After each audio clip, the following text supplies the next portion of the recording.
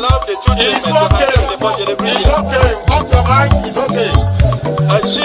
Off your mic, Chai! Now wow, people wey suppose talk truth to power don't off mic. And if we talk, now 500,000 they go summer us, call them hate speech. But fear not, Maiyegun don't come. Him go torchlight every corner, nooks and cranny of all these bad people where they spoil our country.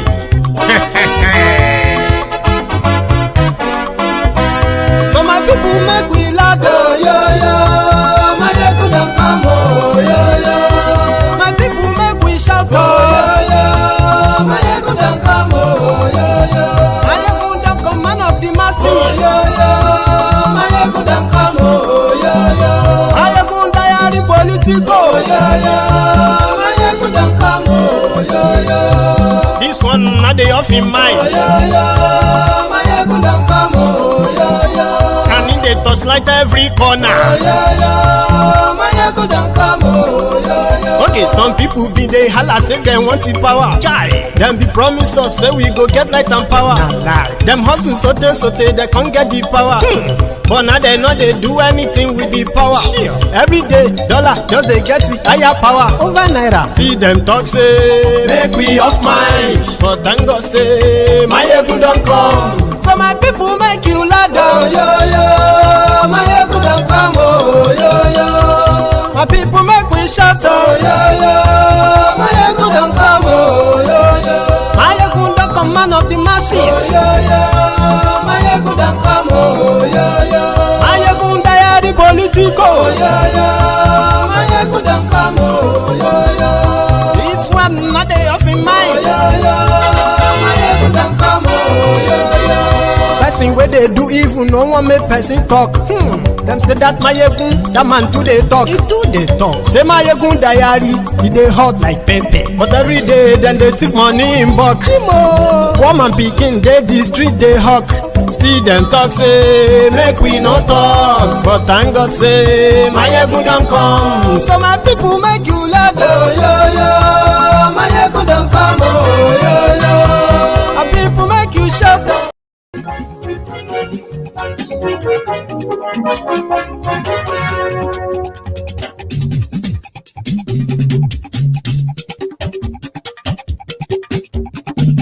Hello there. Maiyegun diary, Maiyegun number one.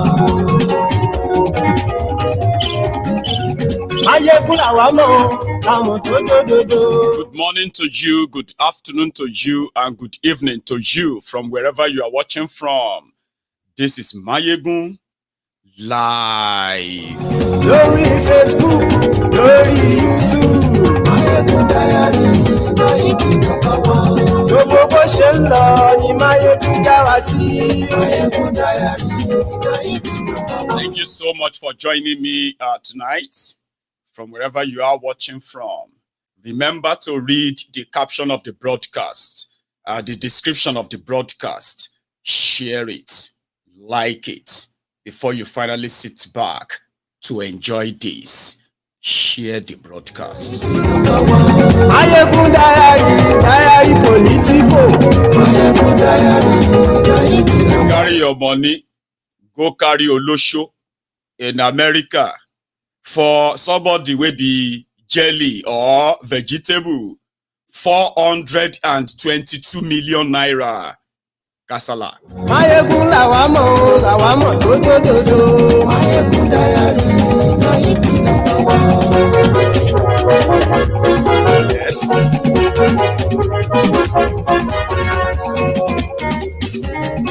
Àní ẹ̀sùnra kì í. Maiyegun ti dé. Maiyegun ti dé. Share the broadcast. Maiyegun ti dé. Àní ẹ̀sùnra kì í.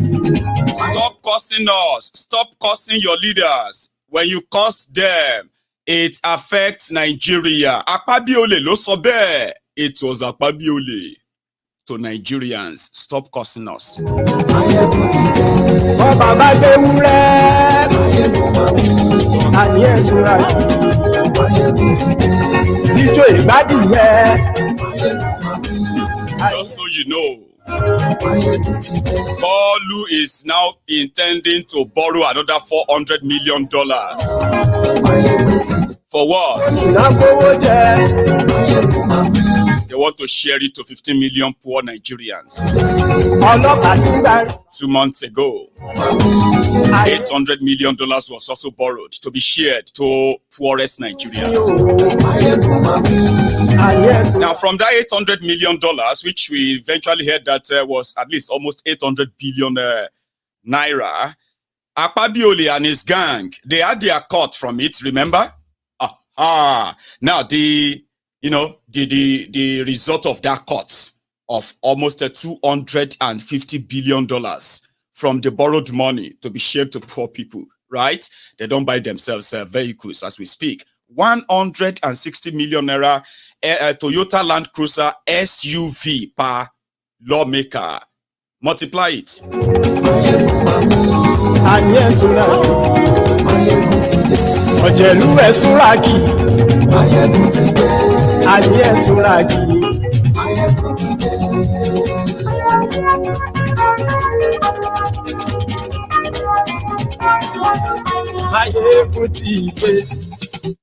Motideo.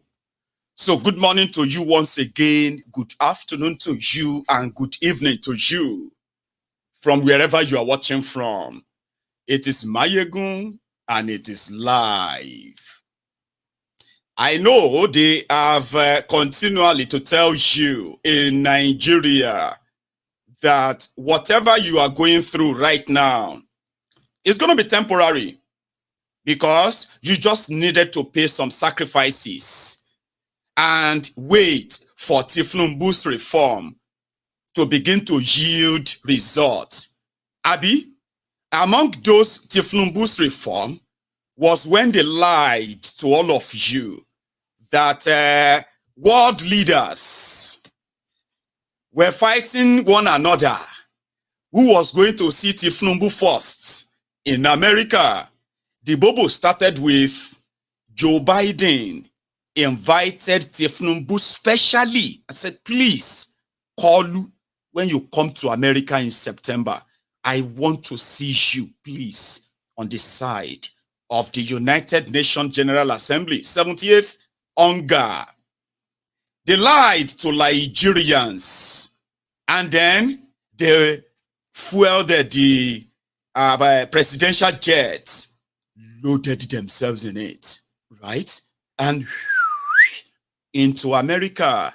They said they said top companies in the world, the CEOs of Apple, CEO of Microsoft, CEO of General Motors America, CEO of American KFC, and the CEO of American Diapers, for the aged.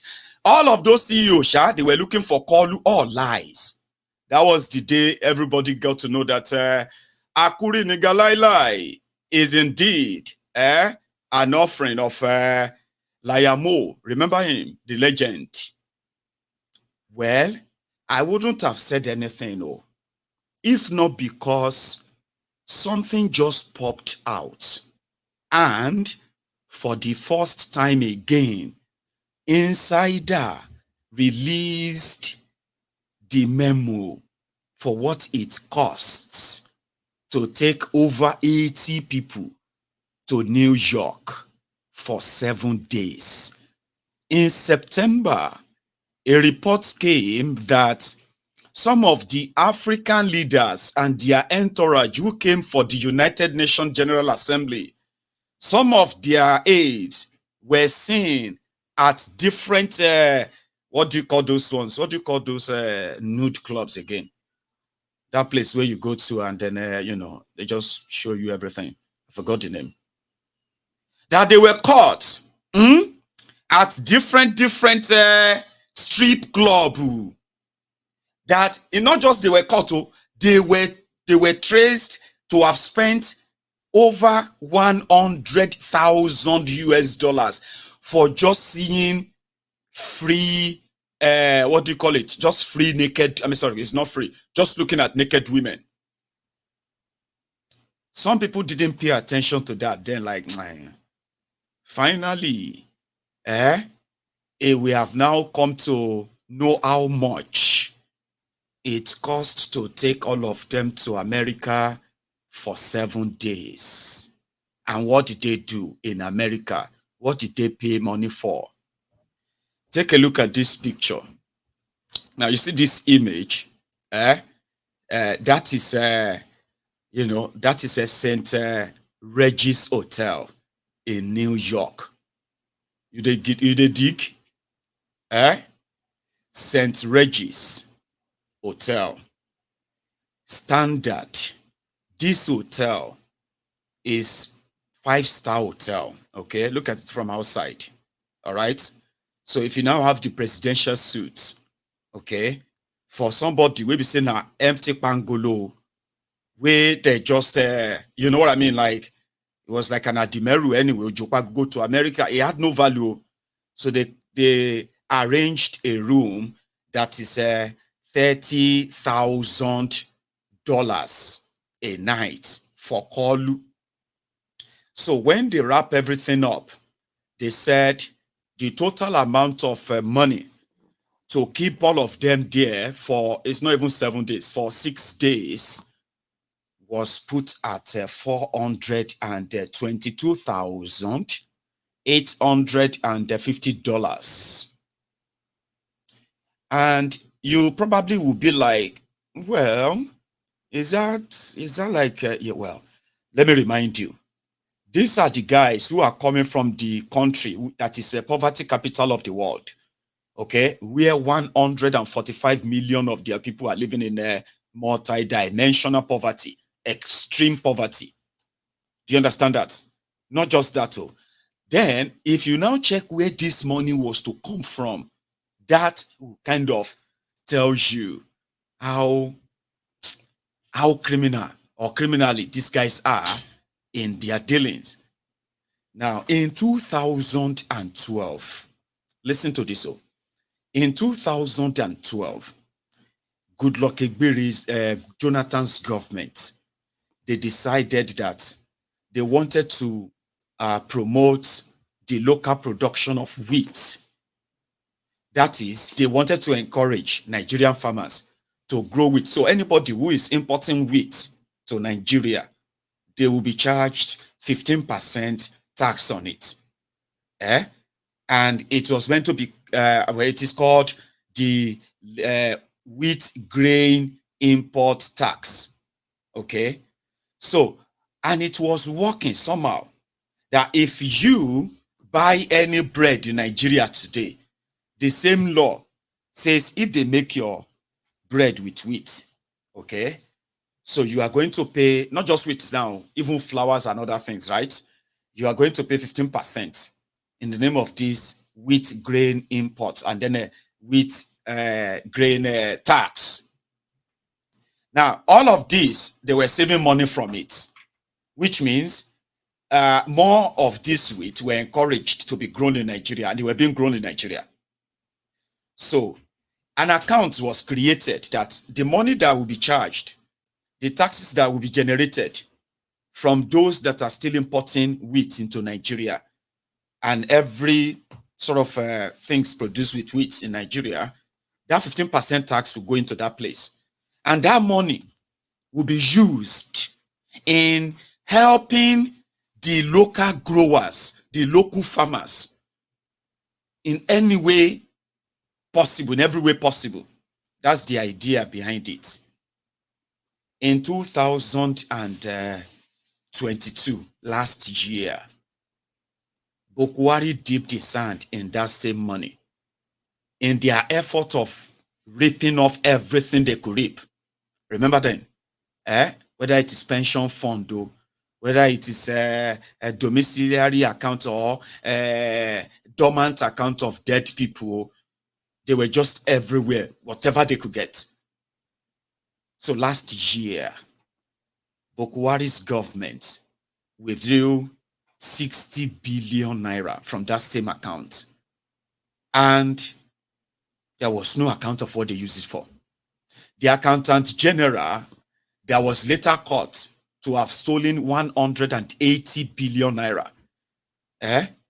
himself said the money probably was misapplied. That was their answer to that 60 billion taken from that account. A special tax account that was meant to support agriculture. That was the same account that Thiefnubu's criminals designed and developed a memo on to say how they were to pay for Thiefnubu's and his, and his family and those who were with them to spend 422 million naira in 5 days in a single hotel. Now, see that? But I have the honor to invite Mr. President's kind attention on this preference, on his preference to be quartered at St. Regis Hotel, New York, for the forthcoming 78th United Nations General Assembly, UNGA, and to inform that the management of St. Regis, New York, has agreed to provide accommodation for Mr. President and his close aides from 16th to 23rd, right? So in furtherance to the above, therefore, the hotel has given up to 12th September 2023 to make 100% payment of the sum of $422,820. Now, if you go to the second page, which is the prayers, where the money was to come from. Number 4, accordingly, Mr. President is humbly invited to kindly consider and approve the payment of $422,828 to St. Regis, New York, through the bank details provided in the memo. The release of $84,564 as the cost of incidentials. Incidential is like a pocket money, kind of, in case of incasity. That's not even part of money they took to there. So it simply means that when you check C, said that the Federal Ministry of Finance, Budget and National Planning make adequate arrangements to effect the release from the 15% wheat grain levy pool account. Most respectfully submitted for your kind consideration and approval, Engineer Debi Yolufunsho. So they went on to take money. There was a tax from grains for their own olosho and other escapades. Alcohol. Listen to what the hotel charged them for. The hotel was going to charge them for alcohol. They will charge them for escorts. Oyibo, you know what Oyibo they call escort? I mean, they call ashewo, olosho. They call them escorts. Professional name be that. So they said these guys, they made requests for the special Nigerian and then some Jamaican special olosho, special escort to be supplied to all of the rooms, including alcohol, drugs, and every other thing that they could get. Or whatever you can think about. And they were there to what? To bring investment to Nigeria. Abi, as you are praying, may Thiefnubu succeed. Thiefnubu in New York and the rest of that, until it disappeared to Paris. $422 million, naira. For what? For nothing. Okay. Now, the same Thiefnubu and gang, who are also looking for anything and everything that they can either sell or use as a collateral in their borrowing spree. The same Thiefnubu, say now 2 months remain for 2023 to end. I just thought I should remind you. You only have 2 months left before 2024. Now, you see these criminals, they are not talking about their budget of 2024 yet. But as we speak, they are already talking to the World Bank to borrow them $1.5 billion, which is 1.5 trillion naira. Money they want to use to balance their papers, to balance their accounts for 2023. So they needed that quick, sharp. And as you are watching this video, the money is already being created to be shipped down for Thiefnubu. Before Bokwari left and handed over to Thiefnubu, Bokwari already begged this World Bank for $800 million loan. Now, that $800 million, according to Bokwari, was to be shared to the poor people in Nigeria. But he didn't have the chance of collecting the money and looting it before Thiefnubu came in. So when Thiefnubu came in, this was just about 4 or 5 months ago. So when Thiefnubu came in, the money arrived. Remember, we just removed the subsidy, shouting subsidy is gone, subsidy is gone. Abi, it was around that time the money arrived. Immediately they got the money, and the rest of them got the news of the arrival of the money. Everybody brought out their own plate and spoon. And this issue of sharing it to the poor Nigerians, no. We have to have a chat about it. We need to share it to the poor lawmakers first. That was how they collected 250 million from that money, converted to 250 billion naira. Now, the same criminals who collected that, Thiefnubu has now applied for his own fresh money. You know, say that $800 million was Bokwari's money. They don't share them. Some of them don't go buy cars. Take a look at this. This is the 2023 Toyota Land Cruiser that is given to every lawmaker in the in the House of Representatives, what have you, yeah? According to Akpabiole, they needed to settle all of these new lawmakers who are homeless, very poor, and all of that before they can do their jobs. Now, the outcome of that is this 160 million naira each Toyota 2023 Toyota Land Cruiser SUV. 360 of this SUV on your screen has been delivered to all of the 360 House of Representative members.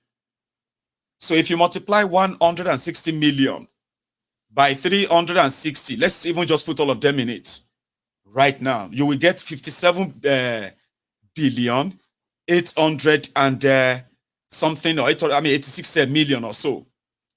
Now, that is just partly from what they got from the subsidy remover for the hardship that they needed to cushion. Labour Party collected, APC collected, PDP collected, APGA collected, YPP collected. Every one of those political parties that has a member in the National Assembly collected this jeep. There's yet to be a single one of them returning it as that's too much. Because we also heard from that 250 billion they collected from the subsidy money themselves, the Akpabiole as the Senate president, it was to be bought, they were to buy him bulletproof SUVs, okay, that will serve him in Uyo, in Lagos, and Abuja with 1.2 billion naira worth of vehicles. It was from the subsidy money. So it was also from this same subsidy money. His own counterpart, the Speaker of the House of Representatives, also cornered a contract of over 9.5 billion naira from subsidy money. So this was the first bazaar. Now, Thiefnubu is asking for half of that. Remember, they initially said they were going to give you 8,000 naira each for 6 months. Then you rejected it. Now, 8 kobo, I know they get. They now changed that to those who are workers. Instead of increasing your minimum wage legitimately, they decided to play a fast one. And what is that? They said they will add 35,000 naira to all the salaries of the federal workers. So, you will get that for 6 months. After that, you go back to your normal. Or you would have to go and protest for, please, do us another 6 months. it is all Bajue. So Akpabiole was talking to the people of Ogun State. He was telling them about what APC would do for them, which they haven't. And part of that was that in Jesus' name, all of their roads will be completed. People shouted amen. Then he said they should pray that every time you curse your leaders, every time you curse them, it is affecting Nigeria. Can't you see? That you should be praying for them. Okay? So that God will touch them. God will guide them. Give me 1 second.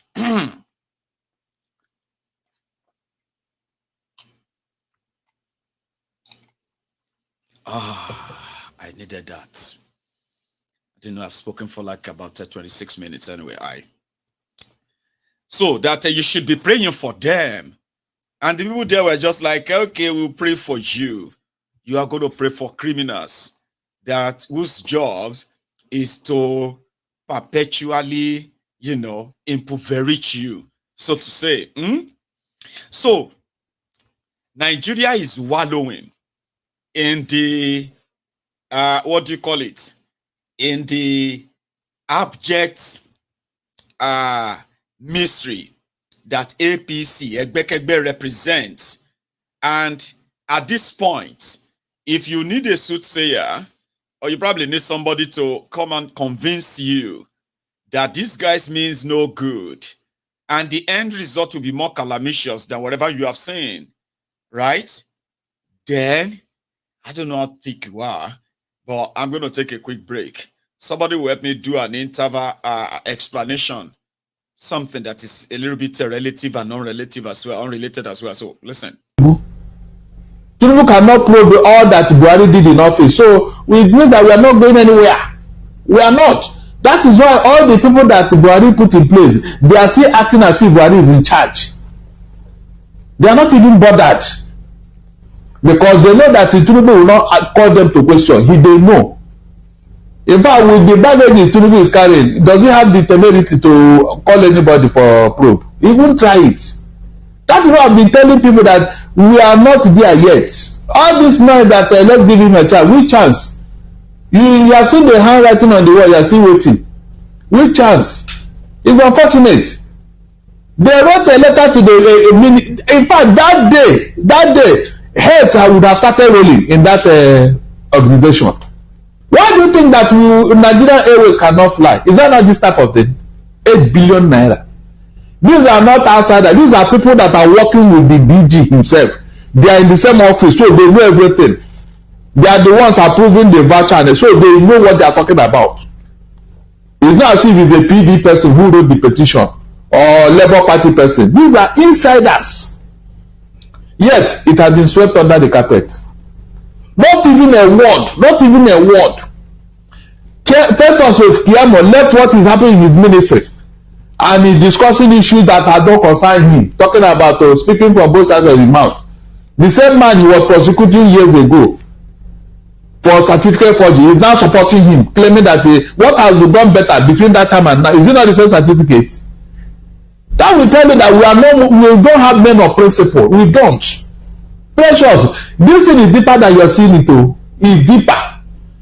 But let me tell you, people are talking of Rwanda. Every time they say Rwanda, one journalist, one broadcaster was talking about mosquito and cockroach.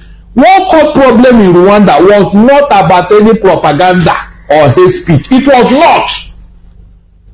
It was because of this type of thing. The Belgian masters took the Tutsis as their own. They empowered them. They placed them in places of authority in Rwanda. Because the Belgians believe that the Tutsis resemble them in their color. They have the same color. So they empowered them. Meanwhile, the Hutus who said that, but we are the same country now. These are, why are you putting them above? You are giving them everything. What is our own? That was what caused the problem in Rwanda. When they could no longer tolerate it, they don't have anything. They can't get jobs. They can't get contract. They got annoyed and said, okay, let us destroy everything. That was what happened in Rwanda. That was why the Hutus went angry and started. They will not go and study what. And let me tell you, anywhere where there is injustice, where there is nepotism, where there is discrimination. Go and check what happens to such a country. Go and check. It's a question of time before people start reading meaning into all these things and say, okay, so we are now slaves in our own country. They will not look at all this. People have been writing, people have been talking. Nobody will pay attention. Nobody. Until when it will become a problem, they will now look for one scapegoat. It was this journalist who was writing. It was this general presenter who said something on radio. Meanwhile, the real issue that is going on now, that is happening, nobody will talk about it. How can you be in a country where you cannot get any good job, even though you are more than qualified? Then they will take somebody who is not even qualified and put as your head. How come? Will you feel happy in that country? Will you be patriotic in that country? It's not even as if the people that are placing this hotel, they are qualified. It's not as if they know anything. It's just to see that they are be chopping money. Is that not why Nigeria is where it is today? All the people that Buhari put in office, if they are really experts in their field, Nigeria will not be like this now. It's like they just put them there, go and eat money, go and chop money. Look at Ajokuta Sea Complex. Look at how much we are spending there. Over 10 billion every month. Meanwhile, nobody is doing anything. Nobody. All about Ajokuta, we still pay salaries of refinery workers are not working. Go and see who are there. We're still paying the salaries, wasting billions and trillions of naira. These are the things that will really agitate the mind of anybody who loves Nigeria. If you truly love Nigeria and you are hearing all this, how can you be happy? I said our own airspace, this Nigerian airspace, whatever. The man there, benefits, who was there before they did, he said 70% of their staffs don't have a need to. They all read Islamic studies, and they brought them there. The man is alarmed. Say, what are they doing? Islamic studies, religious studies. What are they doing with aerospace? They will just bring them there with letter. All of them fill the place. The man raised the alarm, and we immediately said that we don't have to solve, they remove him and put somebody there. So is that how to Nigeria will work? Round peg in a square hole. Look, I don't know what has happened to Nigeria. I'm telling you, airspace, real science and technology. You are bringing religious studies graduates. What are they coming to do there? The same thing with NNP. Go and see. Some people just in a week they won't even come to work. If they come, it's around 12. They just sit there in the office, make phone call. Carry girlfriend. The day is over. They just go until the month is over. They collect fat salary, and you are telling me that Nigeria will work under this condition? Everywhere nepotism. If they don't want any other person to be in Nigeria, let them tell us. But for you to impose yourself and turn other people like slaves in their own country, there can never be peace in such a country. It can never be. Go and ask anywhere, it can never be. If you are not equal in your own country, then where will you be equal? Is it in another person's country? Tell me. The people that are even placing above you, if they are qualified, you say, okay, they merit it. But when you see people who don't even have anything to offer, nothing, they don't put them there. After you have done all the work, they just sign. As other. They just sign. That's what they don't. They only just sign every report. Sign every. You go and do all the work. Do all the rack your head. Do everything. After doing, you bring it. You will not read it for them. They will not sign. That's all. That's why he's your guy. Please tell me any country that moves forward under such a condition. Mention one country. So the problem is deeper than this. You don't mention the aviation industry and anything. How about other ministries? Yes. Other ministries, even mines and steel. That was okay. So it is a very big problem. People are asking, how did Nigeria get the this is how we got the here. When we put square peg in a round hole, that is where we go where we are today. The real experts, the real people who are qualified, nobody gives them job. Nobody gives them job. They can't even come near as long as they don't belong to a certain ethnic group or region. Nobody gives them job. All right, Mr. Darlington. So in this case, now what you think go fit be the way forward, especially as Oga President is supposed to work to make sure say people see say they really show working. So what you think be the way forward? Pleasure, nothing will happen. No. Nothing because happen. I just wait for media houses to carry this news. No media house don't carry am yet. So just be like say we just decide about said not only one paper. I think it's not Punch or that wrote it. When the news broke. And that's all. Nothing will come out of it. And it's supposed to be trending. We're supposed to. Now they have killed it. Now they have killed it. Oh, they have a way of killing that. Why do you think they have a social media rat? All they will kill it. But call media houses, please don't let this thing see the light of day. If not, this thing should be front page in all the newspapers. But they have killed it. The so-called Lagos Ibadan press, they have all gone comatose. They can't talk now. They can't talk. This is where something they should be raising, but they don't want to embarrass Thiefnubu because it's his government now. They say that this corruption is happening under his watch. Is that not what they avoided? Alright. Can Nigeria survive like this? That's my question. No, even if you try to pretend and cover, but when the pregnancy is up to 7 months, you can't cover it again. All these things are what is building up into the hatred for the country. All these things that is what is building up in the minds of people. Tomorrow you now ask yourself, how did Nigeria get here? How are Nigerians not patriotic? How are Nigerians so they don't like their country? How can anybody be happy with such things going on? How? Alright. How? Alright, Mr. Darlington. A very big question from Sir Darlington there. Abi, that's what they usually ask you. Why are you not patriotic? How could you see all of these things going on and then pretend that they are not happening? Because that's the only way you can pretend that everything is normal, by pretending that they are not happening. So how? When people are hoping that things are going to get better, but you know that the actions of these criminals is going to get things worse, what do? You keep telling people that it's going to get better, helping them to assure them that it's going to get better, but when you know things can't get better this way, today they float the naira, tomorrow they want to back the naira. All of these are their own way of releasing releasing Nigeria money to themselves. Authorities stealing. Do you know that their subsidy is back too, yeah? At least you know that. Their subsidy is back. So which means you are going to be spending trillions of your naira that you don't have on fuel subsidy, because it is what they will use to blackmail you again. And who do you report them to? Nobody. Abi, is there anyone to report them to? Anyone to checkmate them? No, nobody. So it's more or less like you have been so trapped in this. And if you accept to have been trapped in it, then what do? You begin to adjust on how to cope in it. And that's exactly what APC, Egbekegbe, will do to a lot of you. Until you can no longer cope anymore. Until you can no longer lie to yourselves anymore. These criminals don't mean well. I'll say it from the mountaintop. I'll say it from the loudest of the loudest hilltop. And I will never mince words.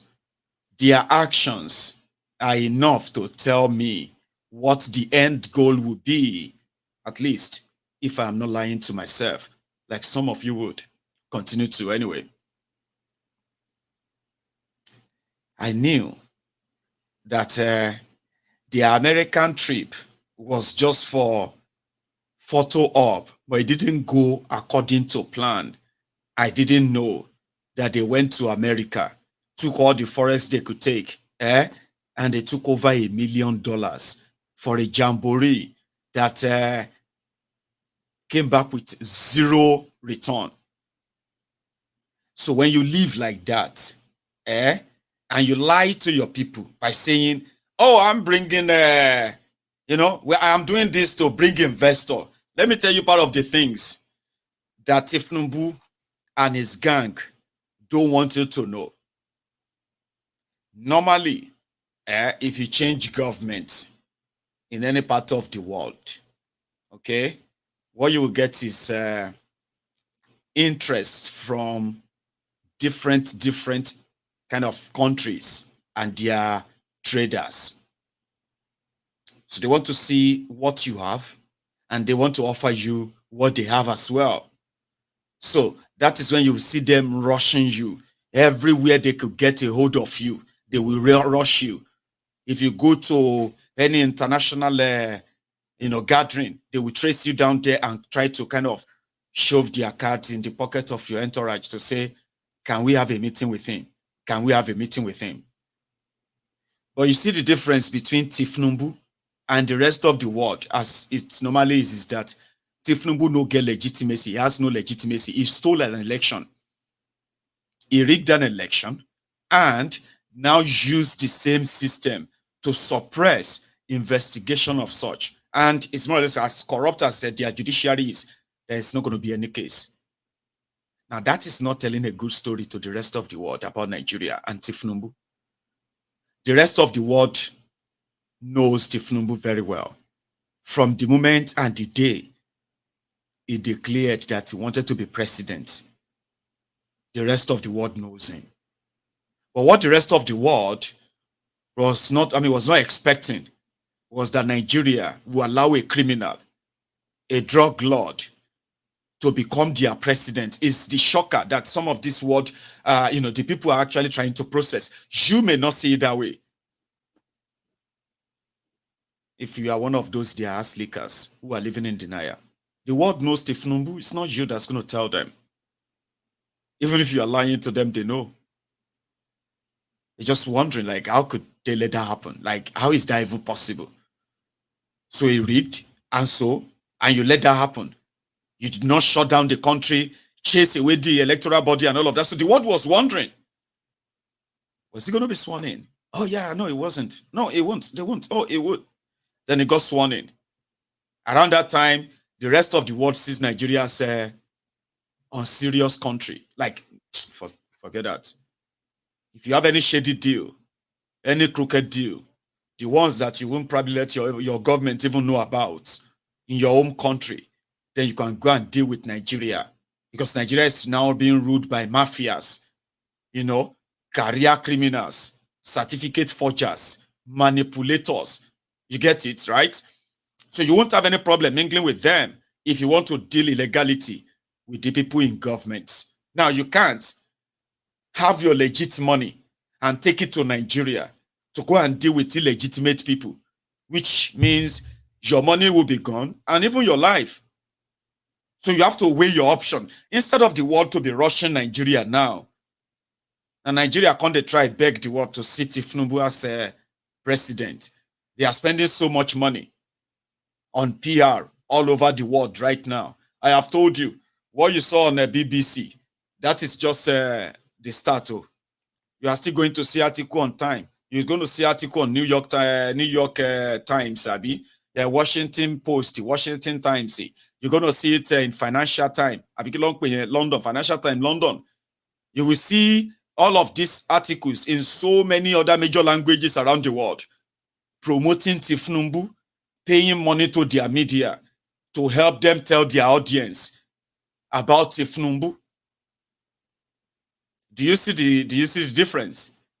Nigeria will have to spend so much money to launder the image of Thiefnubu so that at least it can have a chance of lifetime taking photos and taking pictures with real world leaders and with the right amount of money. Trust me. You can sit down with Joe Biden. But for the rest of Nigerians who are all over the world, who have to carry that stigma, that tag of a narco state, that tag of a forger's country, narco country, you would have to carry that for the rest of God knows. So Thiefnubu and their actions are never going to bring any development to Nigeria. I don't think you understand what that simply means. Nigeria needs what you can call the flood of FDI. Maybe I should make you understand something, right? Nigeria is in a deep hole. Nigeria is bankrupt. These guys cannot do anything right now without a real direct investment to Nigeria. Now, if we are talking about like how much are you talking about here, Maiyegun? For Nigeria and Nigerians to come out of the hole, not that everything will just plumb straight away. Nigeria needs a very constant, non-stop, direct investment that is not less than $300 billion from all over the world. Like people will bring over $300 billion from all over the world. They will bring it into Nigeria. Invest heavily in invest heavily in your power generation, which is your electricity.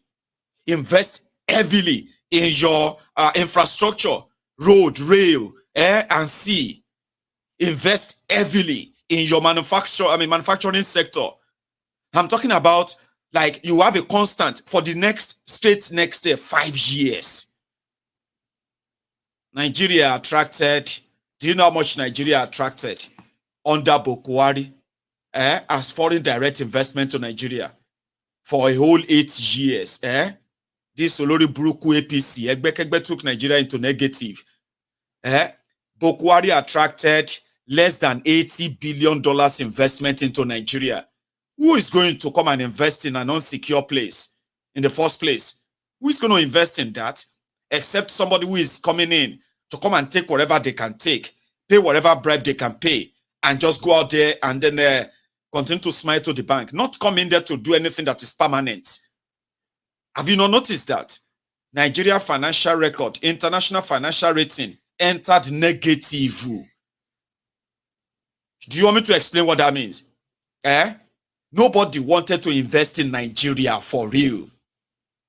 These criminals themselves, who are trying to partner with some of their other money laundering partners from around the world, those ones they pretended to say, oh, I'm bringing somebody from Kuwait. Kiniko sugar from Kuwait. Meanwhile, it's about money laundering. The money they stole from you. They launder them through those places. They bring them back as foreign investors. Okay, come and invest $100 million. Come and invest $20 million. Come and sign a contract of $10 million. A country that is supposed to be an economy that should be over $1 trillion, if not $10 trillion, if well managed. Nigeria became a country that is wallowing around the $400 billion economy. Okay, and that same $400 billion economy, these Olori Burukus are celebrating contract of $10 million, contract of $100 million in an economy of over $400 billion. An economy that is originally worth over $10 trillion if it was well managed, though. But because of its mismanagement, the ruinous criminals who have been in charge of it, right, for decades, they ruined it to the point that they handed them an economy of over $500 billion in 8 years. That economy shrank. And that's exactly why the effect of poverty you see today, joblessness you see today, insecurity you see today. Yeah, the economy shrunk straight to 350 billion. Businesses died. That is the legacy of these rogues. So they reduced Nigeria to a beggarly country, a country that just cannot do anything. Even to say you have a welfare state, a welfare system that is that is built on begging. They beg for money so that they can share money with interest. Economists from Nigeria, Nigeria economists, the Olori Buruku with a certificate, you know, they have all these paper certificates they carry about. Do you know what it takes to become an MSc, Uda? Do you know what it takes to be a master? Before I hand my doctorate to kill you, dear, I want shiri. Economic doctorate, they have all the titles in the world, okay? But they are a bunch of criminals, bunch of rogues that I easily called, or I kind of love to call the chancers, the opportunists. So they shrunk Nigeria economy and they started celebrating mediocrity. Now you have this Kolu there doing the same thing, telling you what you want to hear.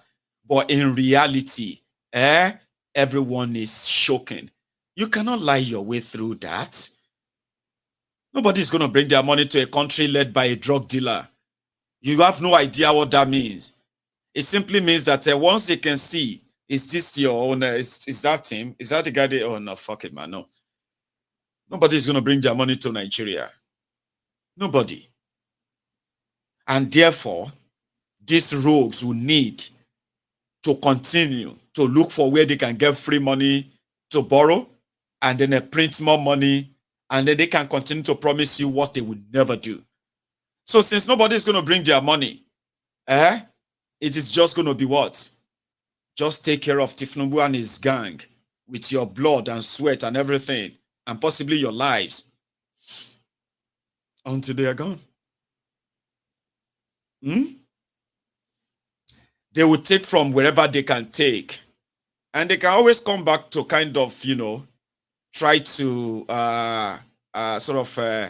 blackmail you or gaslight you by telling you that you should not curse them. Now your curse, they affect them. These curses did not affect them to run mad when they touch your money. Your curses did not touch them to die of cancer or die of something that will just take them away sharp. Every time they touch your money.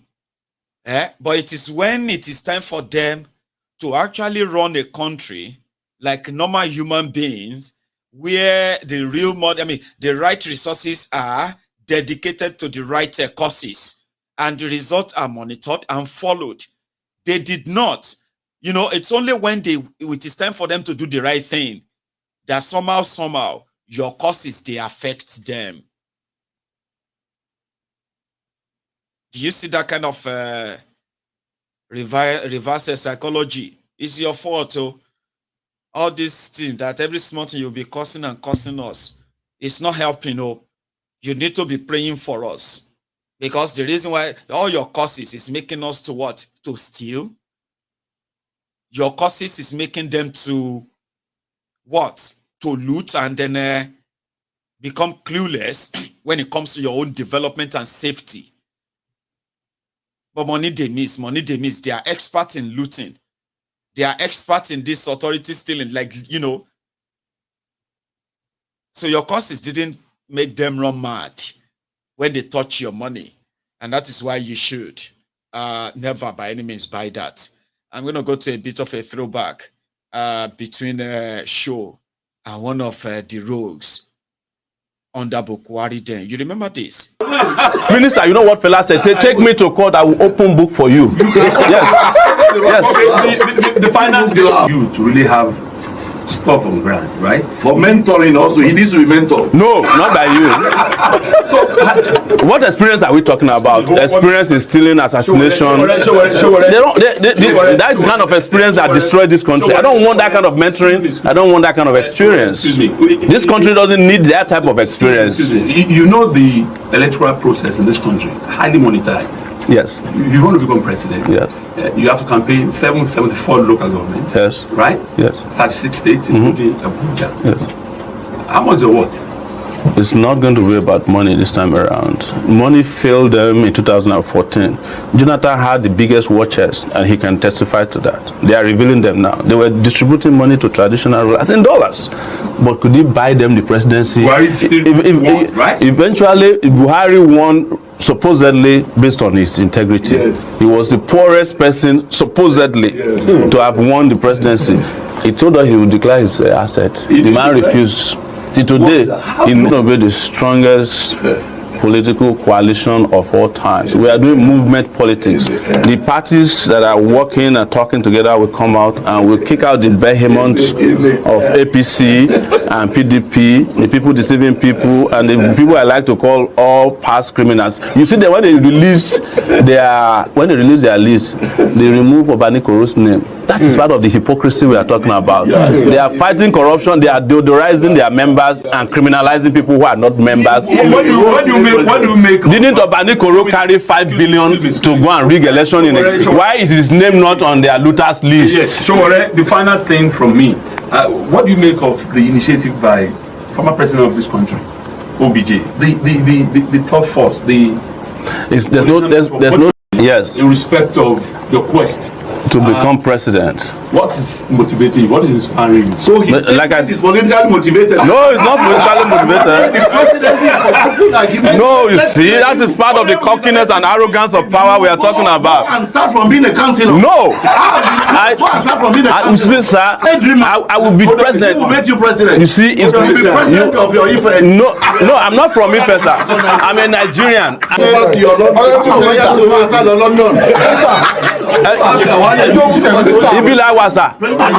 Please let us go back on air. Don't let him escape. Escape to where? Let's go back on air. Let's bring our ideas. I blame God. You are the one saying that somebody is irrelevant. You are the one saying that somebody is irrelevant in Nigeria. Did you pay for the airtime? The rubbish is coming to say here. You want to become president? President my food. No, you have not been humble today. No, but you are. By telling me that I'm inconsequential. No, by telling me that I'm inconsequential, you are rubbishing my generation by saying that I'm inconsequential and calling me a dreamer. Yeah, the point by young Nigerians, this idea of not also incumbent upon you as a publisher to get back to the affected party. We do, like I said, we do, but they don't react until they get into trouble. Yes. I have your telephone number. I published. No, I called you. I did call. I have sent you text messages even before now, but because you think I'm inconsequential, you ignored me, and you repeated that today. I don't have your number. You do. I don't have your number. You do have my number because you actually sent people to me to call me. Yes, because you don't want to use your phone number to call me. I will met. I don't have a Mr. Karim called me. The guy. And he said it's beside you because you don't want to use your number to call me. Because all of you are being recorded. Karim called you. Yes. And he said you are next to him. Karim called you only after you had published the rubbish. And I didn't publish a rubbish about you. Did. No. I published facts about you. You have. I consider also taking you to court. Oh, I'll be happy. You know what fella said, Baba? Minister, you know what fella said? Say, take me to court, I will open book for you. Yes. That was 4 years ago, well, over 4 years ago now, or thereabout, when one of those arrogant criminals, one of the beneficiaries of the first term of Bokwari, he later became an activist too, when he got dropped and he got played in your politics and none like that, okay? I just thought I should drop that in between to remind every one of us that, you see, doing things same thing again and again and again and expecting a different result is considered as symptoms of lunacy or madness. Sure, you get that, like somebody we know well. Now, if you pay attention to all these criminals and what they do and how they go about it, and the resultant effect of that is that they leave the problems, okay? They leave the issue. And they pay more attention to people's reactions to the problems.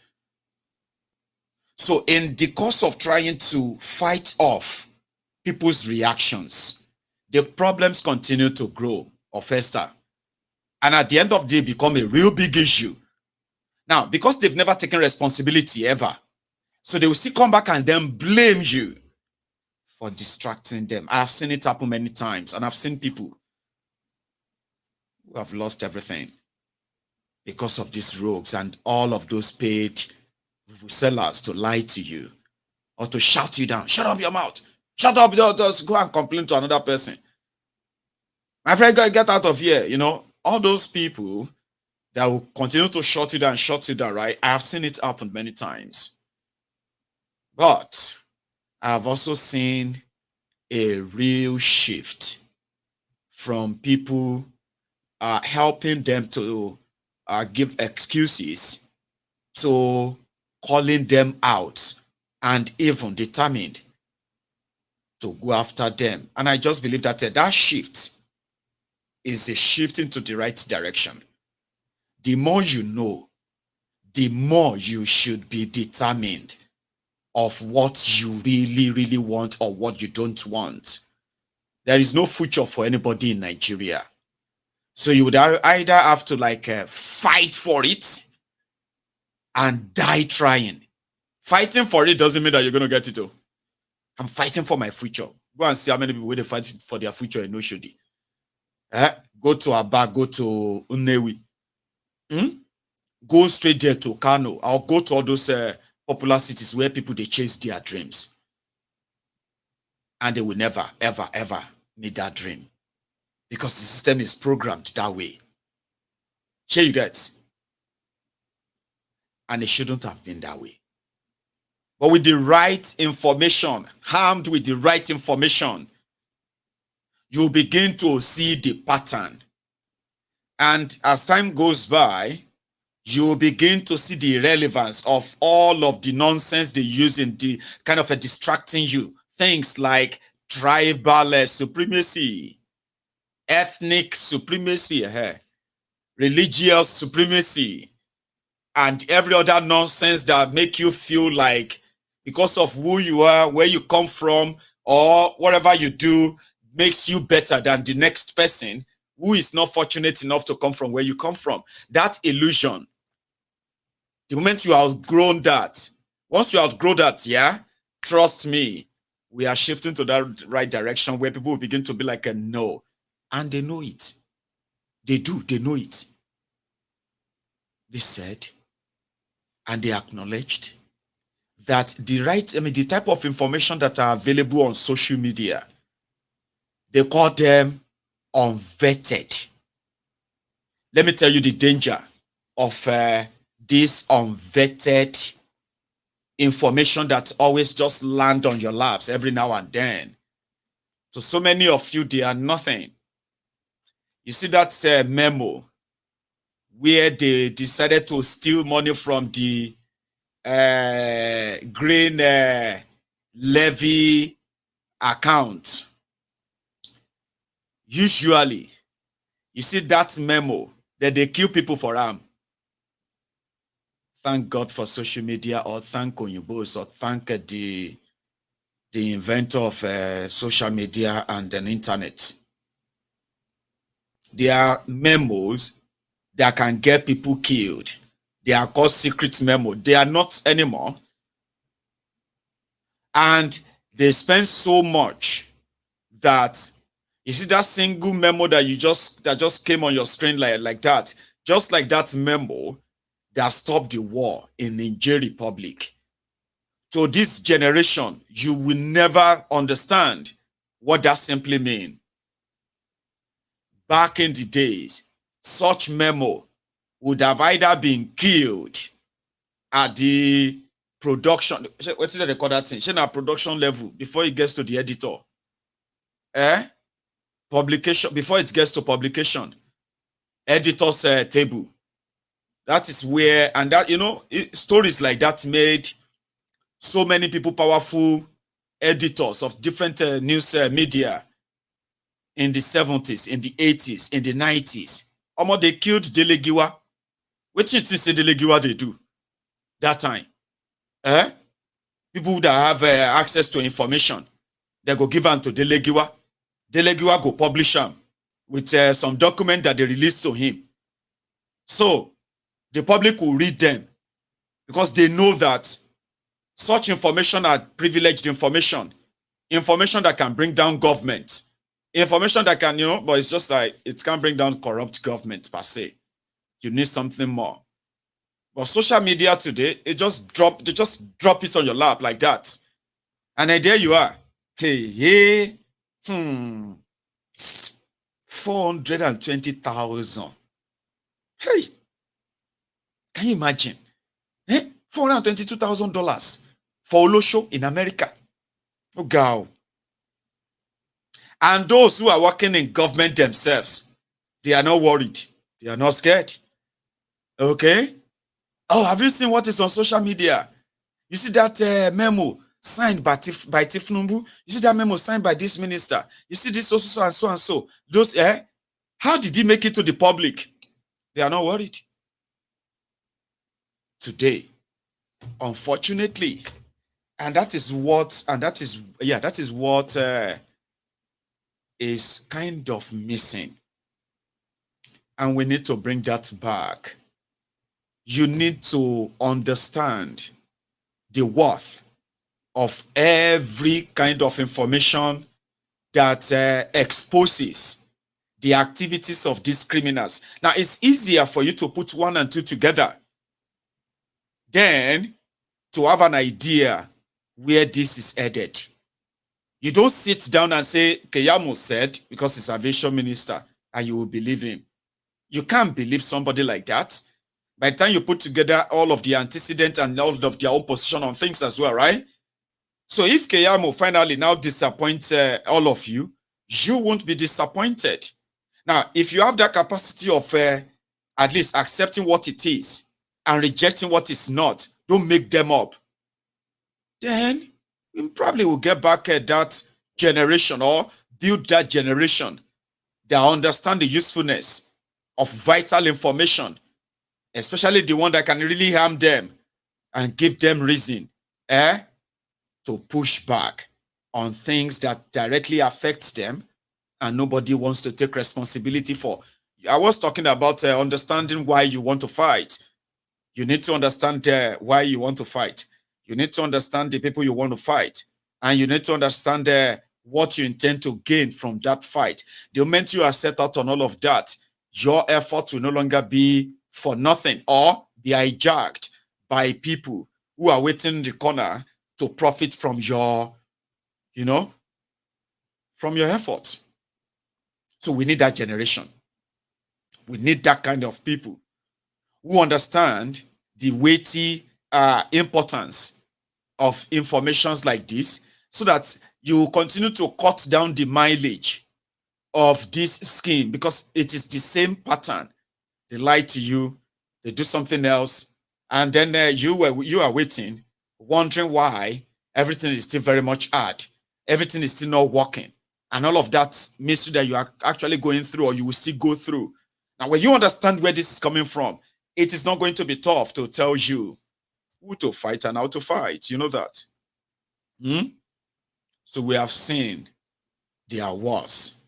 And if our causes cannot make them run mad every time they decided to do wrong thing, which is what they actually do every time.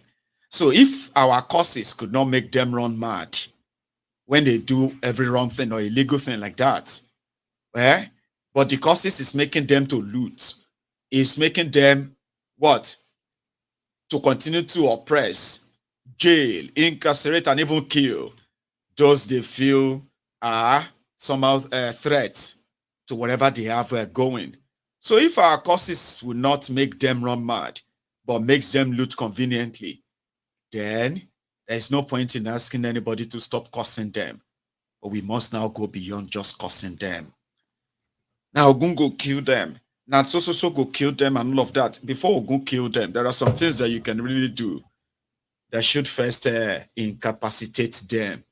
And it all starts from detaching yourself completely from them.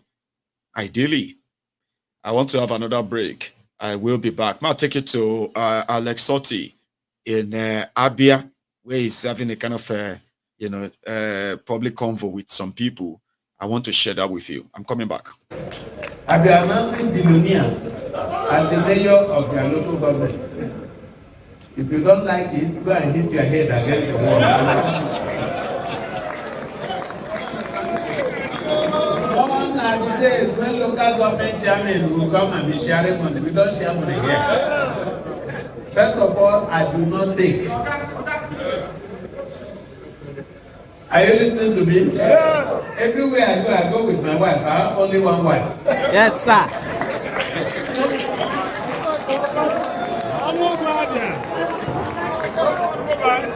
So if you are unfortunate to have 3 wives, that's your business. My own is only 1. And I have 3 children. And we can look after each other. When you begin to have problems, when your expenditure begins to go above your income. Me, I have a way of managing my expenditure without my income. Within my income. So we are not expensive. I'm not even taking salary. The speaker reminded me that I'm not taking salary for 4 years. I will not take it for 4 months. I will not take it for 4 years. And the thing that I couldn't do anything with the salary, I don't need it. The woman who has not been paid for 4 years, I thought, as we took over, June, I paid June salary, I paid me with 1 month allocation. July, I paid July and I paid April. August, I paid August, I paid March. And then when we got September, we paid September and we paid February. Finish paying.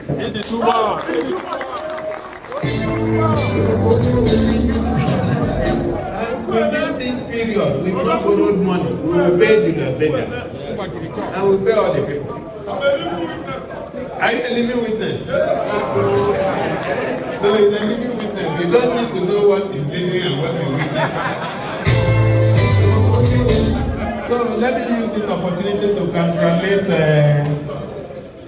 all the people on the high table and the people that won awards this year. And it's good to win awards. It means you are doing well. But anytime people tell you are doing well, it means you should do more. The reward for hard work is more. So all the people that won awards, please do more. We cannot run away. This place is our home. Gone are the days of indigenous, non-indigenous. All of us are indigenous. So, whether you are from Anambra or from Enugu, Emeka Nnamani, where are you? Honorable Emeka Nnamani, the boy was born here. He was born here. His father was born here. And people were telling me not to give him ticket. Are you mad? He's an Abia boy. Thiefnubu, where are you? Thiefnubu was born here. All his taxes are here. He went to school here. And you are telling me he's from Amici. Amici is story. Abba is the real deal. I let him ticket. Since he wins, all of us are Abba boys and Abba girls. And they go there because now watching. So if anybody had made you feel that there was a difference between you and the man doesn't have brain, now the people with brain have come into governance. And we are all brothers and sisters. The other day now, it was East Central State. Before East Central State, it was Eastern Region. Yes, sir. And then Old Imo State. And then Abia, that included the boy. So we are all one at the same time. Everybody, I'm working for you. Once you are an Igbo person, I'm working for you. Even if you are not Igbo, and you live here, I'm working for you. Let's also not deceive ourselves. We may make mistakes. I'm a human being. So we can make mistakes. But those mistakes will not be mistakes of the heart. They will be of the head. And call my attention, we'll correct it. I'm one person that is never ashamed to correct my mistake. Even if I have to correct it 10 times, I'll correct it to get it right. So feel free and... Well, the reason why I wanted you to listen to him was because they asked him that how has he been able, right, to start doing things that they were told by the PDP for 24 years in that state could not be done. And he answered them and he said, well, I have been able to use your monthly allocation to at least pay up a 2 month salary, the old salaries and the current one, and he strongly believe that he will clear that. So which simply means those who used to take the free money of the Abian people for 24 straight years have for the first time hands off. So whether himself go still doing own or not, but the fact that they were hands off for 5 months, he's been able to do things that a lot of people are wondering, why are they so happy? The other day, when he launched the Abia Port Harcourt road, that was just a 6.5 or so kilometer road. But if you see the joy and the happiness of the people, you will be wondering how. Well, that was supposed to be one of the most important roads in Abia State. And for 24 years, 6.5 kilometer road could not be made motorable in that state. So this guy came in. He managed to convince the Julius Baja that I will pay you. We want you to construct this 6.4 kilometer road for us, or 6.5 kilometer road. And the effort that he was actually going to do it made a lot of them to feel like, wow, this same state will be saying a kerosene that they share for us when election is coming. I mean, how did they even manage to hold people 3 years, 4 years as salaries, and they are still working there? And the politicians are still going to the offices and presenting themselves as commissioners, special advisors, and all of that. How did they do that? Okay. But yeah, if you are from Yoruba land, even though some people will be like, the Yorubas are like Oliver Twist. They are the wealthiest region of Nigeria. Thanks for the political arrangement that gave us that, by the way. Even though the wealth doesn't reflect in our people as it should. However, you know, when it comes to road construction, bridges, infrastructures per se, there are some states in Yoruba land that are quite partly lucky.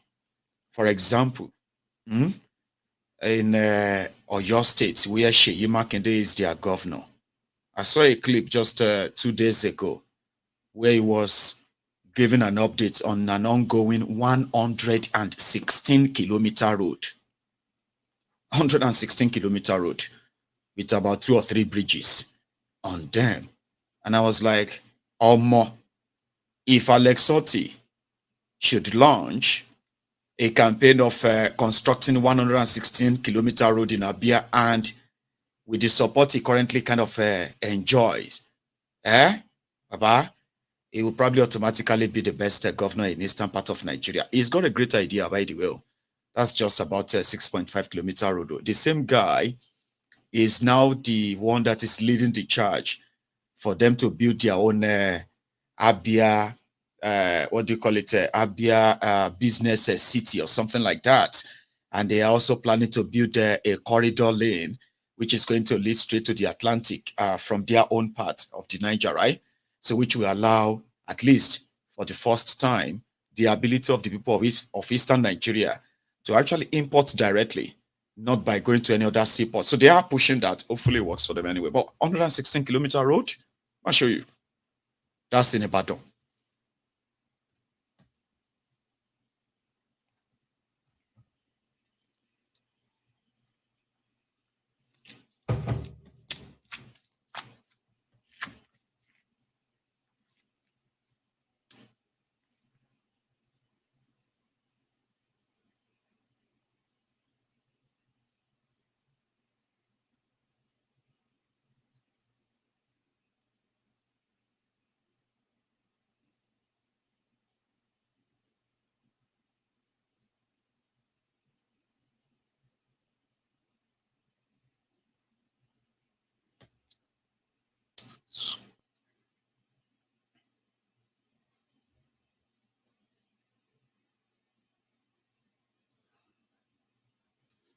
So when it is completed, it's going to be a ring road that is expected to take all traffic out of Ibadan, in and out of Ibadan through the ring road.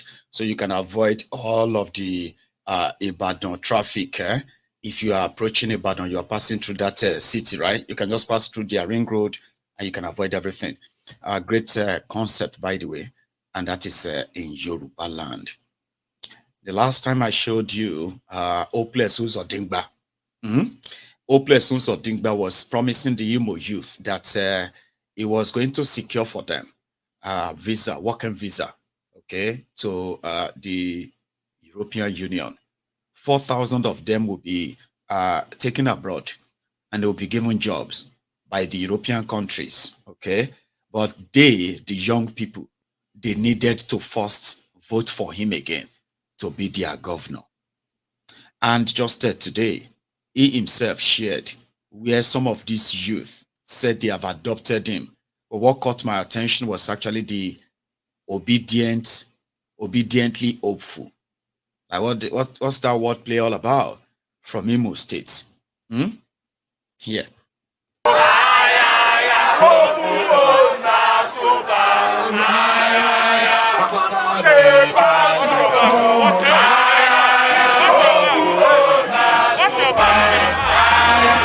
This is pure love of the youth of Imo. This is pure love of the youth on the streets. These persons have been here since 7 a.m. They've been marching the streets of the way to showcase their love and tell everybody in Imo State that obedient youths in this state has given their governor, the obedient governor, their support and will give you their vote come 11 November 2023. Everybody you see here like me have a voter's card. And this vote will be used obediently for the governor we know. We've agreed before now that we have seen, we have verified, because this is a verification age. We have verified the other candidates that are running for election with His Excellency. We have checked their pedigree. We've checked their character. We've checked their integrity. We've checked the public offices they've held before and what they did with it. And we said to them, we cannot change the governor we know for you who we don't know. What I see here is the generation of the new leadership. And what I see here represents the roadmap for the new Imo. I want to thank you for the honor done to me today. I want to thank. So I thank every of you and I thank the press for your reporting. I have not found any negative reporting these days. Probably because most of your media houses are publishing adverts, money and the rest of it is coming. So most of them are happy that their media houses, those who have not gotten, you have to go for fasting. And that more things should come out so we can patronize all the media houses. But frankly speaking, I want to thank you for the support. It is smoke Igbo. It is taking India. From Imo State. I know it is the job of all these political jobbers. Now everybody, they try cash out wherever they can. It's how it works in Nigeria today.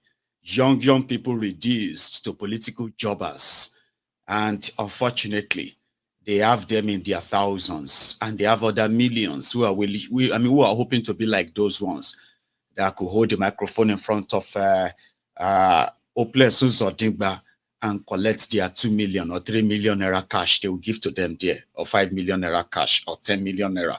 And that's the job. You get paid that, the job is done. On the election day, you help them organize other violent people that are going to ensure that Hopeless Uzodingba returns so that the suffering can continue. Then they pay you maybe another 5 million, Abi. But for those others who are there in that, under that sun, shouting, doing all of that, they probably will get less. I mean, I don't think they will probably get anything more than 1,000 naira by the time they start sharing the money. The young people. I mean, I would prefer to be in Kano instead of being in Imo. You know why? In Kano, They were giving people wives with bed, with bag of rice, and pillow, and your dowry, wherever you are going to need 50,000 naira. No, listen to this. So, I'll give you the list again. In Kano, if you have nothing to do with your life and your life is that so hopeless and useless, instead of you to go and be a political vuvuzela for a murderer like hopeless Uzodigba, I'd rather be in Kano, where they will give me wife. They go pay the dowry for me. Sure you get. They go give me bed, give me pillow, give me bag of rice, come give me 50,000 naira and do wedding for me in a mass wedding. Ladies and gentlemen, it's actually a state project.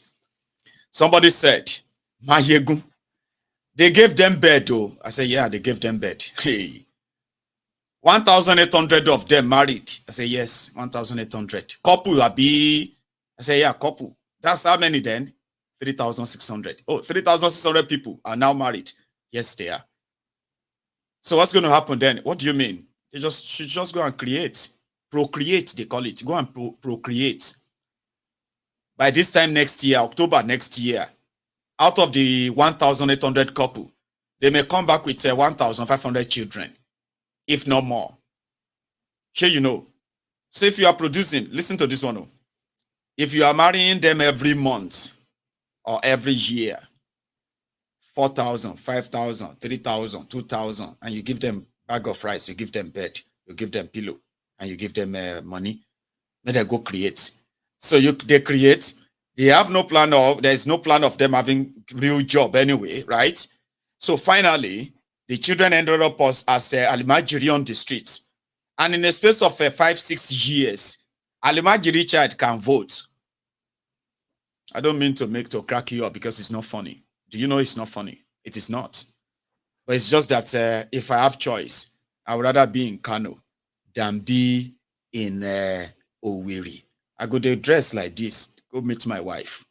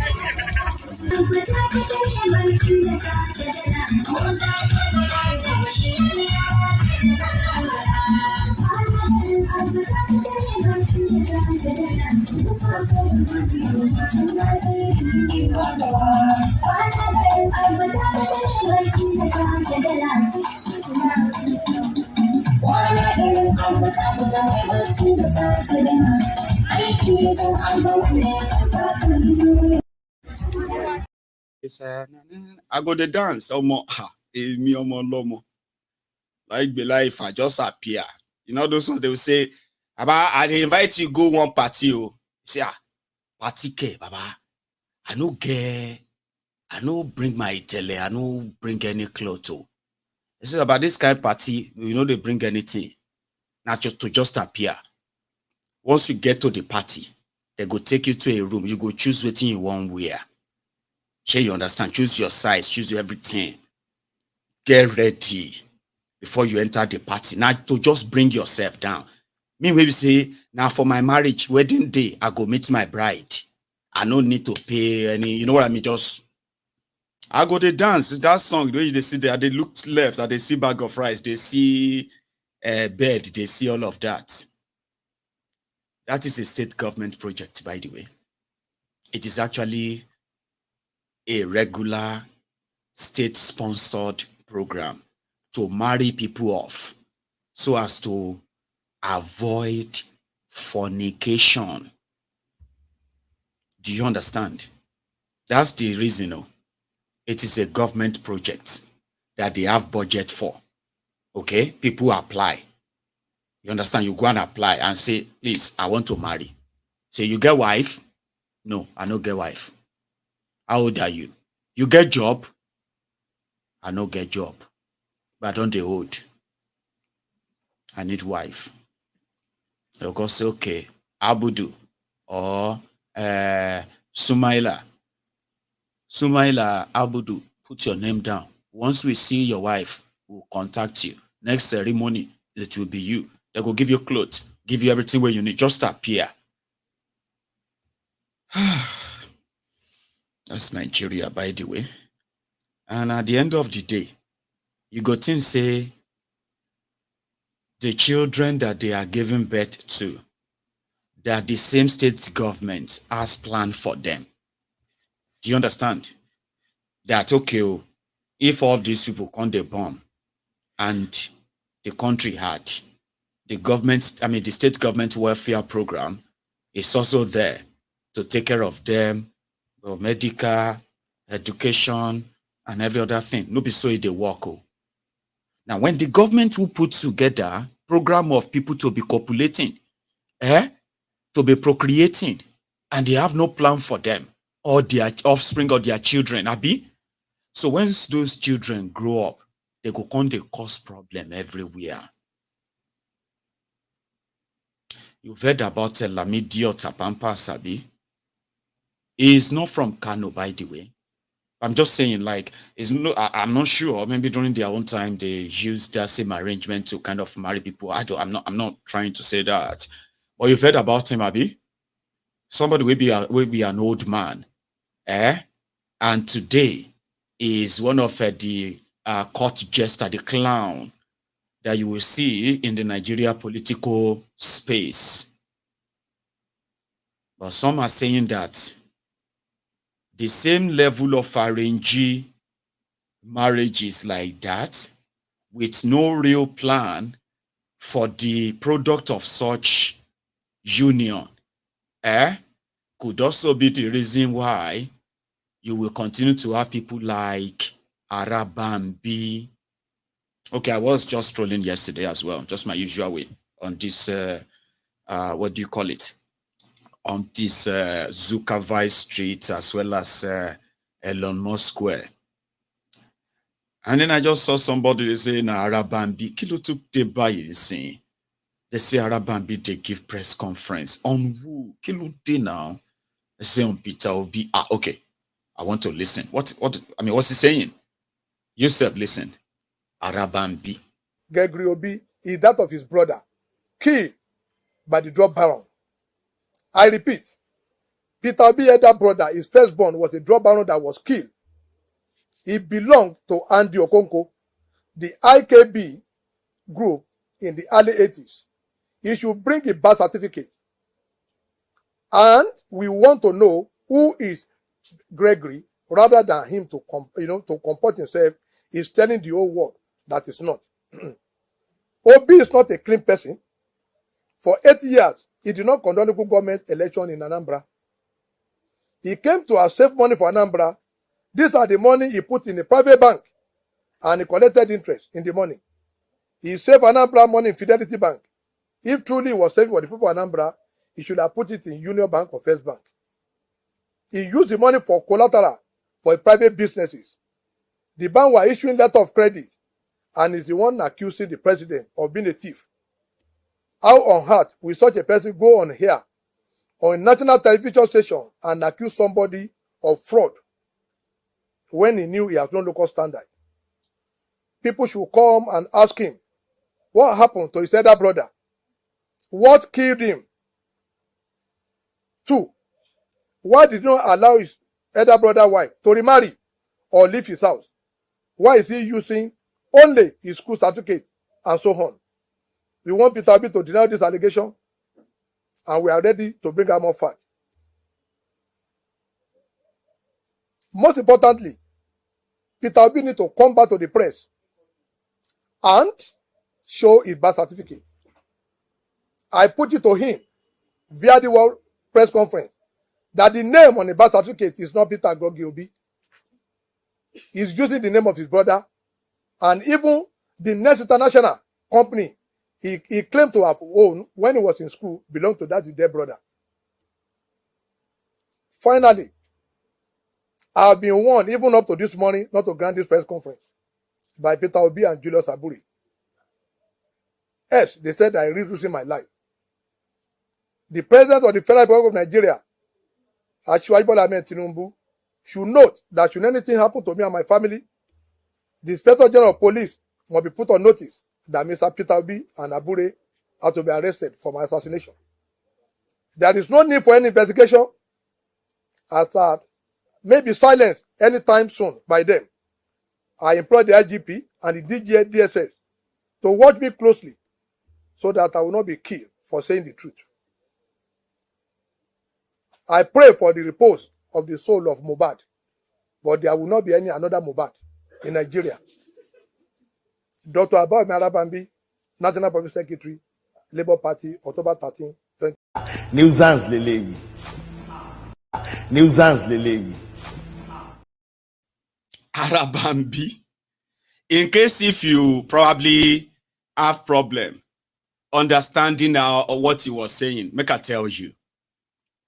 That guy, a disgraced member of Labour Party, that somehow people were shocked that, Abba, how could you that have a presidential candidate begin to fight your presidential candidate because he's taking the presidential candidate of another party to court over election? How could you be so up like that? Okay, part of his allegations, so make I list them out for those of you who didn't understand what he was saying completely, Abi. He said Peter Obi also forged his own certificate. That the name on Peter Obi's birth certificate is different from the name on the WAEC certificate. And according to him, he said, from their investigation, that Peter Obi's brother is the one called Gregory. That Peter Obi's brother, that people should ask Peter Obi, what killed his brother? That his name is Gregory. That they should also ask Peter Obi, why Peter Obi did not let the wife of his brother to remarry.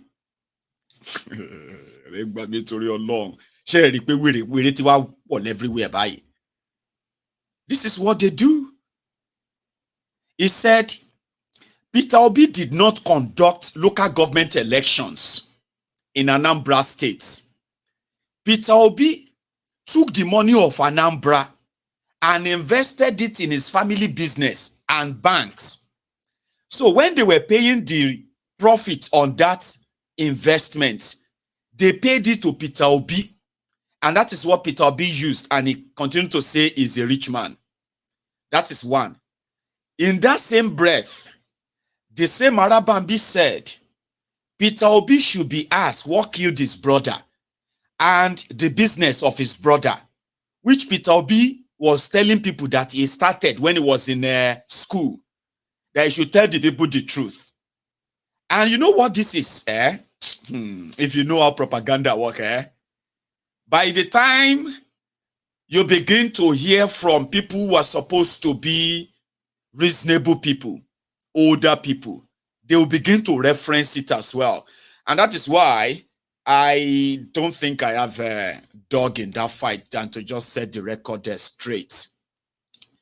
So it was reported that Peter Obi that invested Anambra State money in bonds and other things. The record of those banks and how much he puts there. The record of how much that money generated and then paid back to the Anambra State government. All of these are public. Okay. Also, it was also on record that it was a PDP that took Peter Obi to court that he cannot conduct local government elections in Anambra State. Because when the court removed Ngige and Peter Obi became governor, so what happened then? Anambra already had caretaker committee, PDP caretaker, local government administrators. In fact, the record showed that Ngige already met the elected local government chairmen who were pretty much like appointed by the Yorubas. So when Peter Obi came in, their case was already in court. Part of the case that Ngige was also fighting to dissolve them. So when Obi came, it dissolved them. And they took him to court that he cannot conduct another election when they have not completed their terms. This was the case that put a hold on an election in Anambra State for 7 years. But for political, wherever, it is easier said than say he never conducted election. And that's what Arambambi is repeating. A lot of them have repeated that same thing. But the bottom line is that it is not true. But for political, wherever, for person who come from your own political party, to them be making a press conference to take all that up, right? Because they needed it to counter him for saying Thiefnubu should come out, come out and tell people the truth about all of this. So if Arabambi is accusing Peter Obi of murder, and I think at the same time he can quickly call the police and say they want to kill me, oh, they said I should not say this truth. What truth are you saying? You are clearly lying. And it's a clear defamation. All for what? For waiting. Just to say, may them leave Thiefnubu alone. Man, Nigeria, our Nigeria politics. I carry yansh for all of you now where they think say you have a chance of helping them. You no get chance.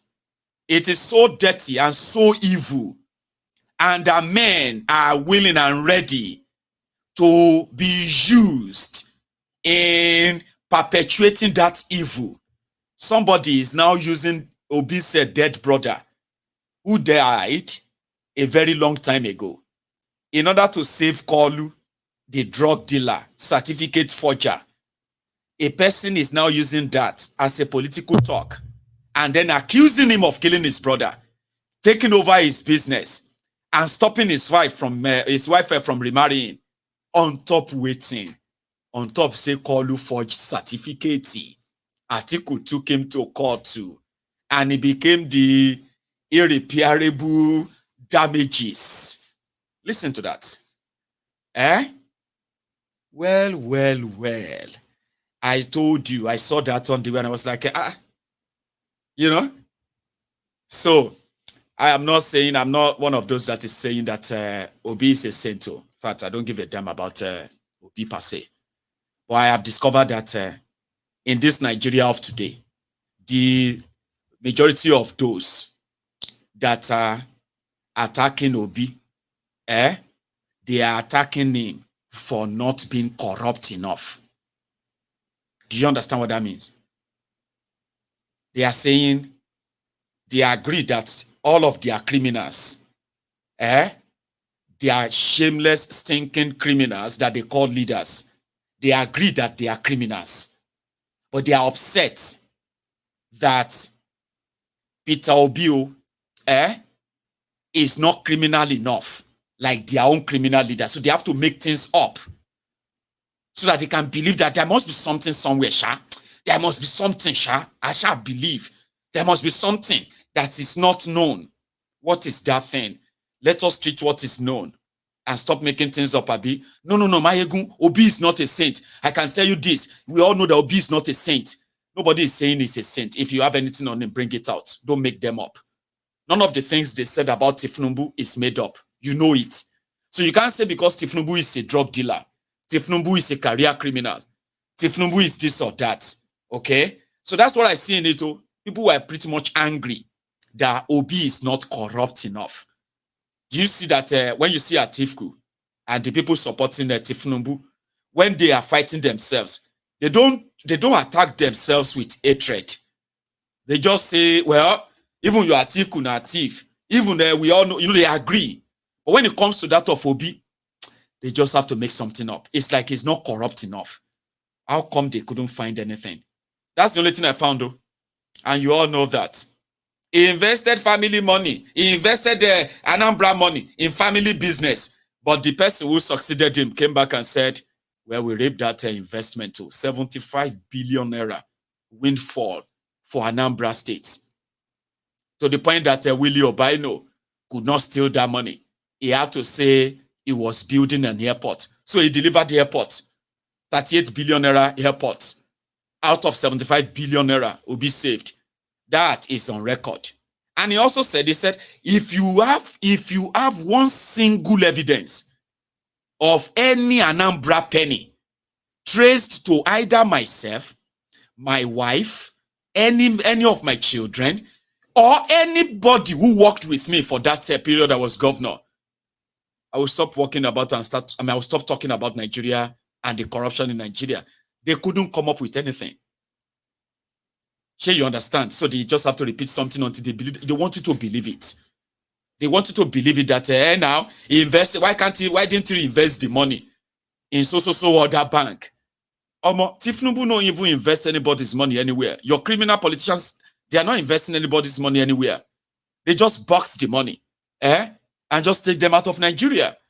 You are proud of them because they have so much money to continue to push their political careers, Abi. Their political careers that continue to impoverish you. Sure, you know.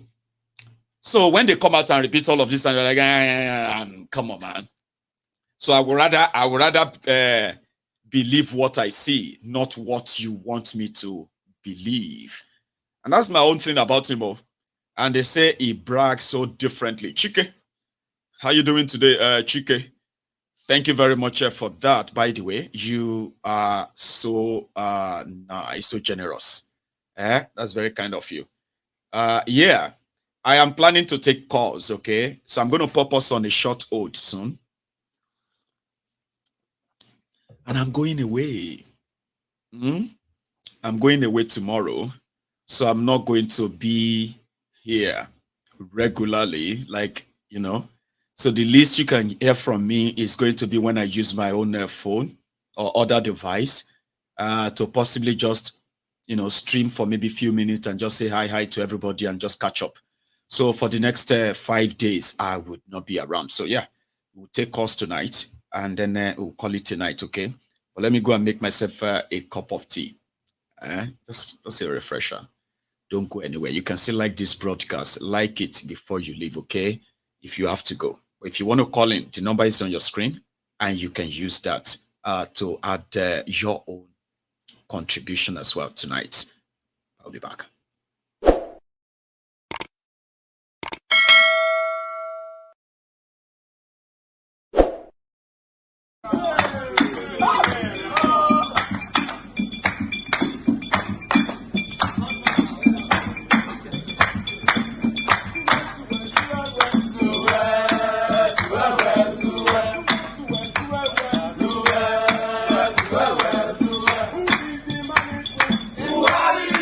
Money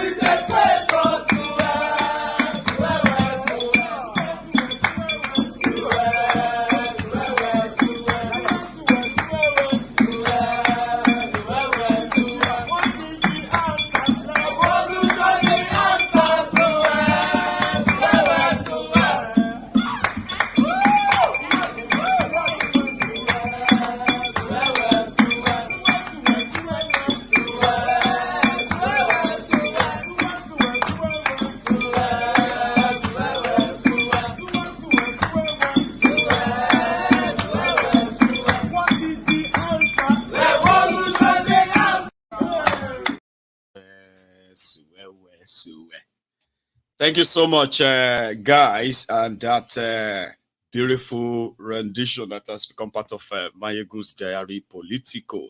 Now, like I said earlier, okay, if you want to call in, right, the line is going to be opened to everyone very soon. So it's usually the WhatsApp call, and there are those who usually want to call in directly. It's up to you, okay? Now, I believe you should sort of like the broadcast if you still very much are with us. Here we go. Hello there. Okay. Oh, hello, Maiyegun. How are you? I am very well. How are you, sir? I'm good. This is crime and controversy. Anyway, that's how I want to put my name out. Okay, then crime and controversy. Well, that's controversial, I would say. But Baba, you are all yes. live now. Go on, please.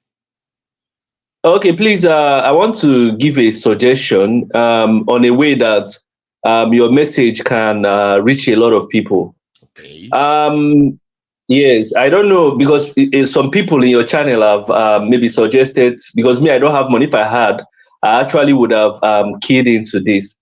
Like, if you can get like translate this thing to Hausa, Igbo, and Yoruba, and organize people in Telegram groups in what do they call it? Maybe look for somebody like maybe editors in Nigeria that can translate your broadcast to these three. Well, that sounds good. Yes, put people in different Telegram groups. Maybe once in a week, if there will be small snippets of just to encourage people to come to that Telegram group. If not small giveaway, they will always be given in that Telegram group. Then your message can, apart from just because you see, some people are saying, let's have a revolution. Let's have a revolution today. No, revolution is spontaneous. Yes. It's by messaging. I used to tell one of my friends that, let me tell you, me before I was not interested in Nigerian issues. When I used to eat when I used to how will I put it now? There was a point in my life I was not like growing up. I never used to care about Nigeria because I knew that Nigeria would never work. You understand? Even in my own state, I grew up as a child. I saw that the road in front of my street, it was not fixed for more than 25 years, 30 years. So even and one thing that made me understand some things about good politics is when I was young, I used to hear my dad complaining how governors used to come and fix boreholes. So my father used to look at it like a shameful thing. Before, governors used to come and commission borehole. I don't know if you remember. I know. I do. They will leave their states. They will leave their states to come and commission borehole. So I think maybe Telegram can contain a lot of people. If like hundreds of thousands, you're right.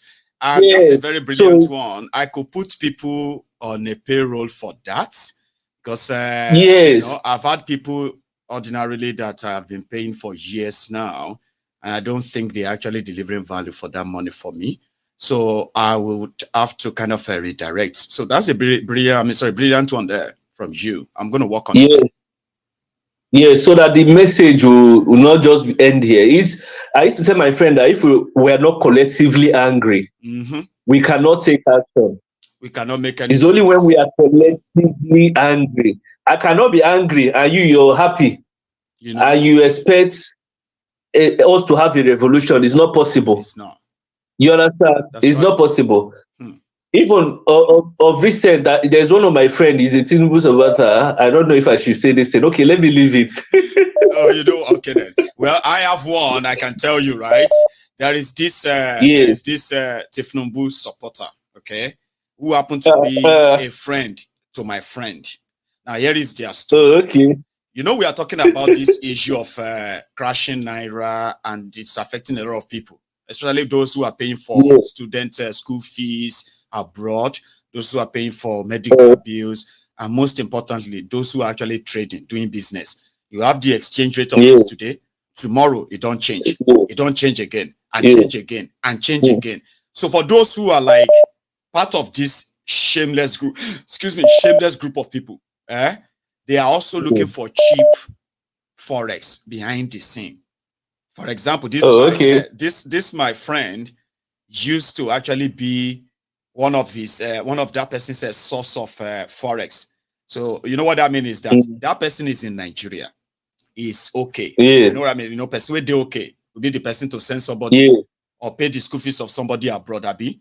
So every time she get that money, she will speak to that friend and say, well, could you please let me look for any better exchange rate that I can easily, any cheaper one? And usually that one will kind of beat it down for her, but because of her daughter schooling here. Now they were jumping about Awolokon with Thiefnubu. Now this issue of hard forex has now led to the fact that even though they are part of the system, okay, they can no longer access those cheap forex anymore. Now that is already threatening the education of her daughter here in the UK as we speak. And if she misses whatever, that means they would probably have to wait for another year before she can continue again or something like that. Now that is affecting them codedly, but they will come behind the scene and try to speak to those who are calling them out for help. Okay, they will come to you and say, "Sorry, Baba, can you help me get so and so?" And you'll be like, "Me? Why don't you do it like normal as they do it, Baba? You know Nigeria now. You know that this country is already messed up now. Please help me, please." And you'll be like, "So you agree that this country is messed up, and you are looking for shortcut? Imagine millions of others who don't get anybody to look up to." So I have a story to share too, Baba. And they are like that. Many of them. It's very, very sad, anyway. But I know that the truth is that with the way Thiefnubu is running the country, it will get worse. That's just the simple truth. But I thought that Nigeria is going to divide under Buhari tenure. But as it really divide, I don't think Nigeria can easily divide again, because I don't know, during Buhari's tenure, there was a week, I remember, more than 200 people were killed in 3 days. It was as if they were coordinating the attack. They were killing in Plateau at the same time. They were killing in Southeast almost the same time. Do you know what pained me? In fact, I have a YouTube channel. That's the name of the channel. What made me to start that channel was the name of my channel is Come and Converse. What made me to start that channel? Sometimes I wake up in the night and I start crying for people I don't know. I start crying. These are real tears. These are not people related to me. None of my family members died under Buhari. There was even a point I got so frustrated. I said, if I saw somebody that brainwashed me, I can wear bob there and just go in front of all these politicians and do the needful. I'm telling you how frustrated I was, because I was like, when you go on social media, you see how other small African countries are mocking us. You look at an average Nigerian, most people are old, but because they don't have means to get, many of my friends are not married. Yes, many of my friends now, they are up to marriageable age. Some of them are working maybe 150,000 naira job. Some of them are all over Europe, traveling from one country to another, praying for the day things will balance for them, looking for how to get.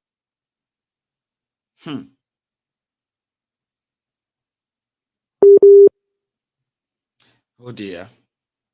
I think the network will let us enjoy that further. Bro, thank you so much. If you are there, I'm just going to take another. Oh, hang on. In fact, the other one is already sort of lost as well. Now, the line is still the same, okay? The number is there on your screen.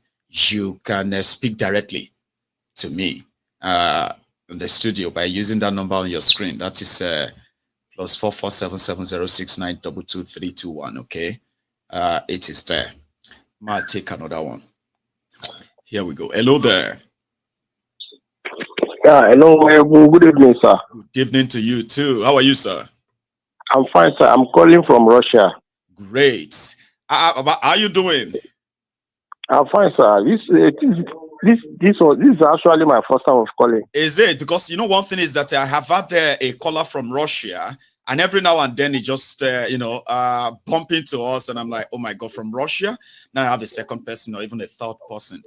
How are you, sir?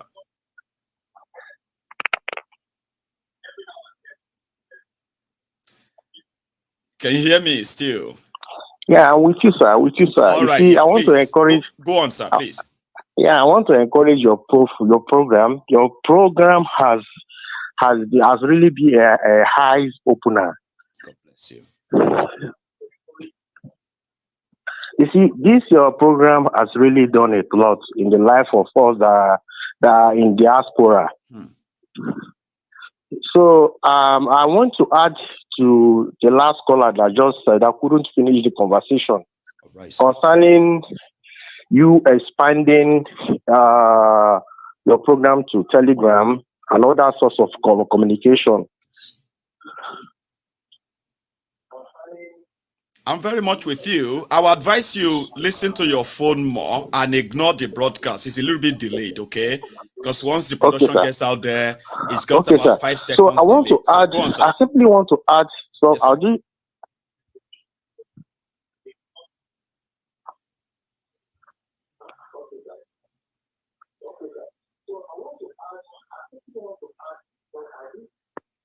I know you are. So what I was saying I know is you are listening to that broadcast to hear your voice on the screen. You need to stop that, or else it's going to remain awkward. We will not communicate. I should just mute. I should just mute it so that you and I can just talk. People will be listening to us and watch us right now. You and I are now producing, okay, so that the conversation can be like straightforward, sir. Thank you. Can you hear me now? Louder and clear. I can. All of us can. Very good. Great, very sir. good. Sure. So I simply want to add to the advice of the last caller. Please, sir. So in order to enable this program expand more, I want to quickly shoot in something. Is like we have to like kind of organize kind of a bulletin. I understand back days in Nigeria there used to be Yoruba bulletin called Alawuye. Alawuye. So I was contemplating, if possible, we can a kind of try to establish or try to establish a kind of print out Alawuye, like just a little jotter, a kind of a magazine that will get to people that will have to like kind of empower some group of people to enable shares this distribute Alawuye every week or every two weeks to people like marketplaces. It will be translated in Yoruba, Hausa, Igbo.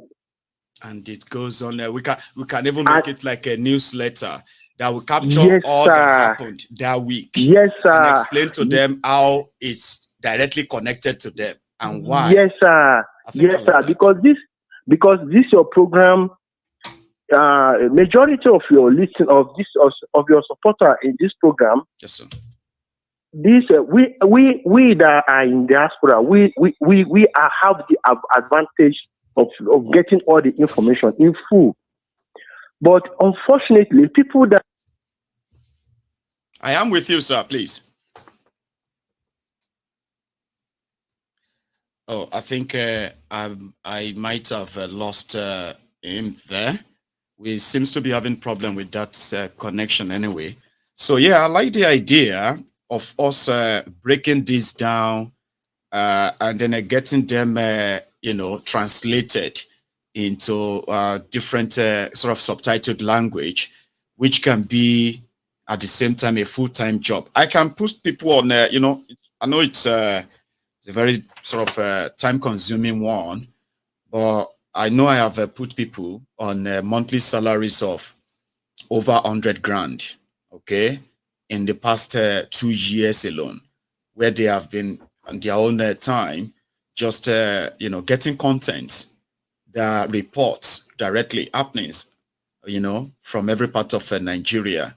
And I have to give it up for Ahmed, that's Ahmed Buhari, Ahmed Buhari, right?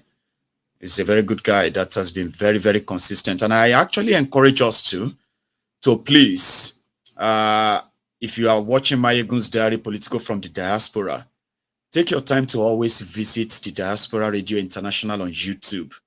We need you to see what they are reporting.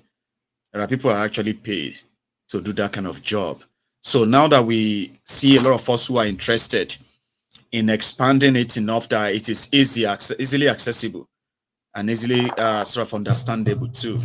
So I'm buying that idea and I'm going to work on it. Thank you very much for that. Hello there. Hello. Oh, hello, ma.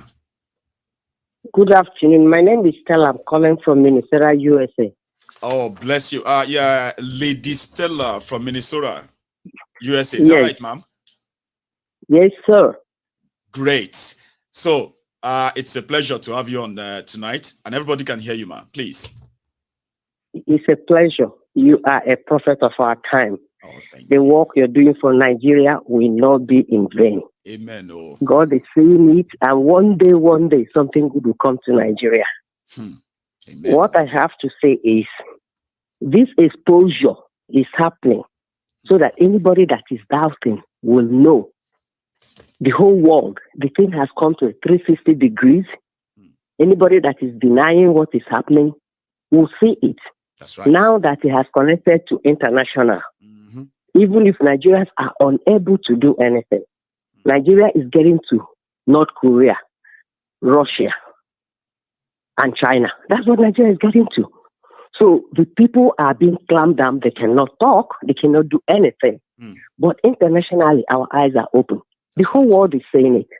It's a pariah. Nigeria has become a thing of shame. So continue what you're doing. We are all supporting you. And by the grace of God, you create an avenue where we make a greater support. I know. We can only save Nigeria from diaspora. God bless the you. People at home, they are blind. Yes. They are deaf. They cannot see. The only way, I don't blame them for the most part, because this is the plan to make them to be where they are. Exactly. So it's only us that will continue to open their eyes. We just have to continue doing the good work. Continue to do the good work.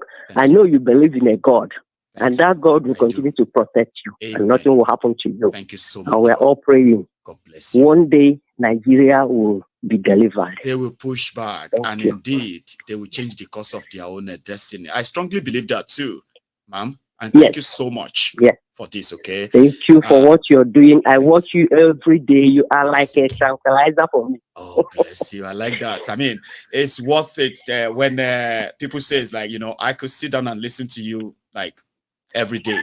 That means I'm doing something worthwhile, man. So thank you for that, okay? Thanks a lot, man. So that's our lady there from Minnesota in the United States, and we have everyone around like that. Now, let me tell you what this does, which I have kind of figured out myself, okay?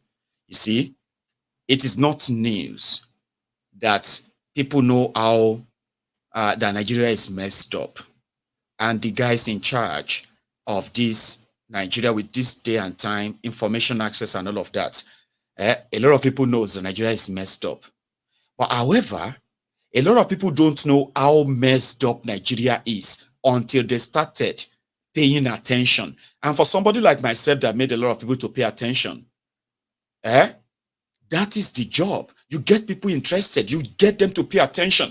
They will begin to look beyond their own comfort and say, well, if it's not happening to me, probably it is not happening. A lot of us who discuss about Nigeria and what is happening in Nigeria today do not have a direct effect, or should I say what is happening in Nigeria has no direct effect on all of us. Like my caller said, I haven't lost my family to what do you call it, to this cold dam of Montrose, Nigeria. But my family has been kidnapped. We have paid ransom. We have been put to that state of trauma where you are not sure what will happen to them, even after paying them the ransom. So I have been there. But through MaiyegunsDiary Politico, a lot of people have been able to pay attention more and demanding that something needs to be done. Now, before, people are demanding something must be done. Now, what people are now saying now is that who is going to do it if not us? So people are beginning to build that kind of, you know, interest to the point that they believe they have to do something. So we are getting there. From the time when people know nobody is interested, and they will just tell you, well, it's not new. Everything to them is that it's not new. But people are beginning to show interest, and they are beginning to demand a change, and they are demanding for that as everything gets deteriorating, as everything keeps deteriorating. People are seeing that, and they can tell where this is headed. They know it's not going to end well. And the result of that is not going to be limited to those who took us or who are taking us to this place, right? So that's why platforms like this are so valuable. You know what I mean? Like, you cannot put a particular money value on what this platform does in the minds of the people. Look at it today. A lot of people who are watching me right now are watching from their comfort zones, their comfort homes from all over the world. And so many of you are watching me from Nigeria. You are comfortable enough to sit back there and put on my show that runs for hours because you know that you are not going to waste your time.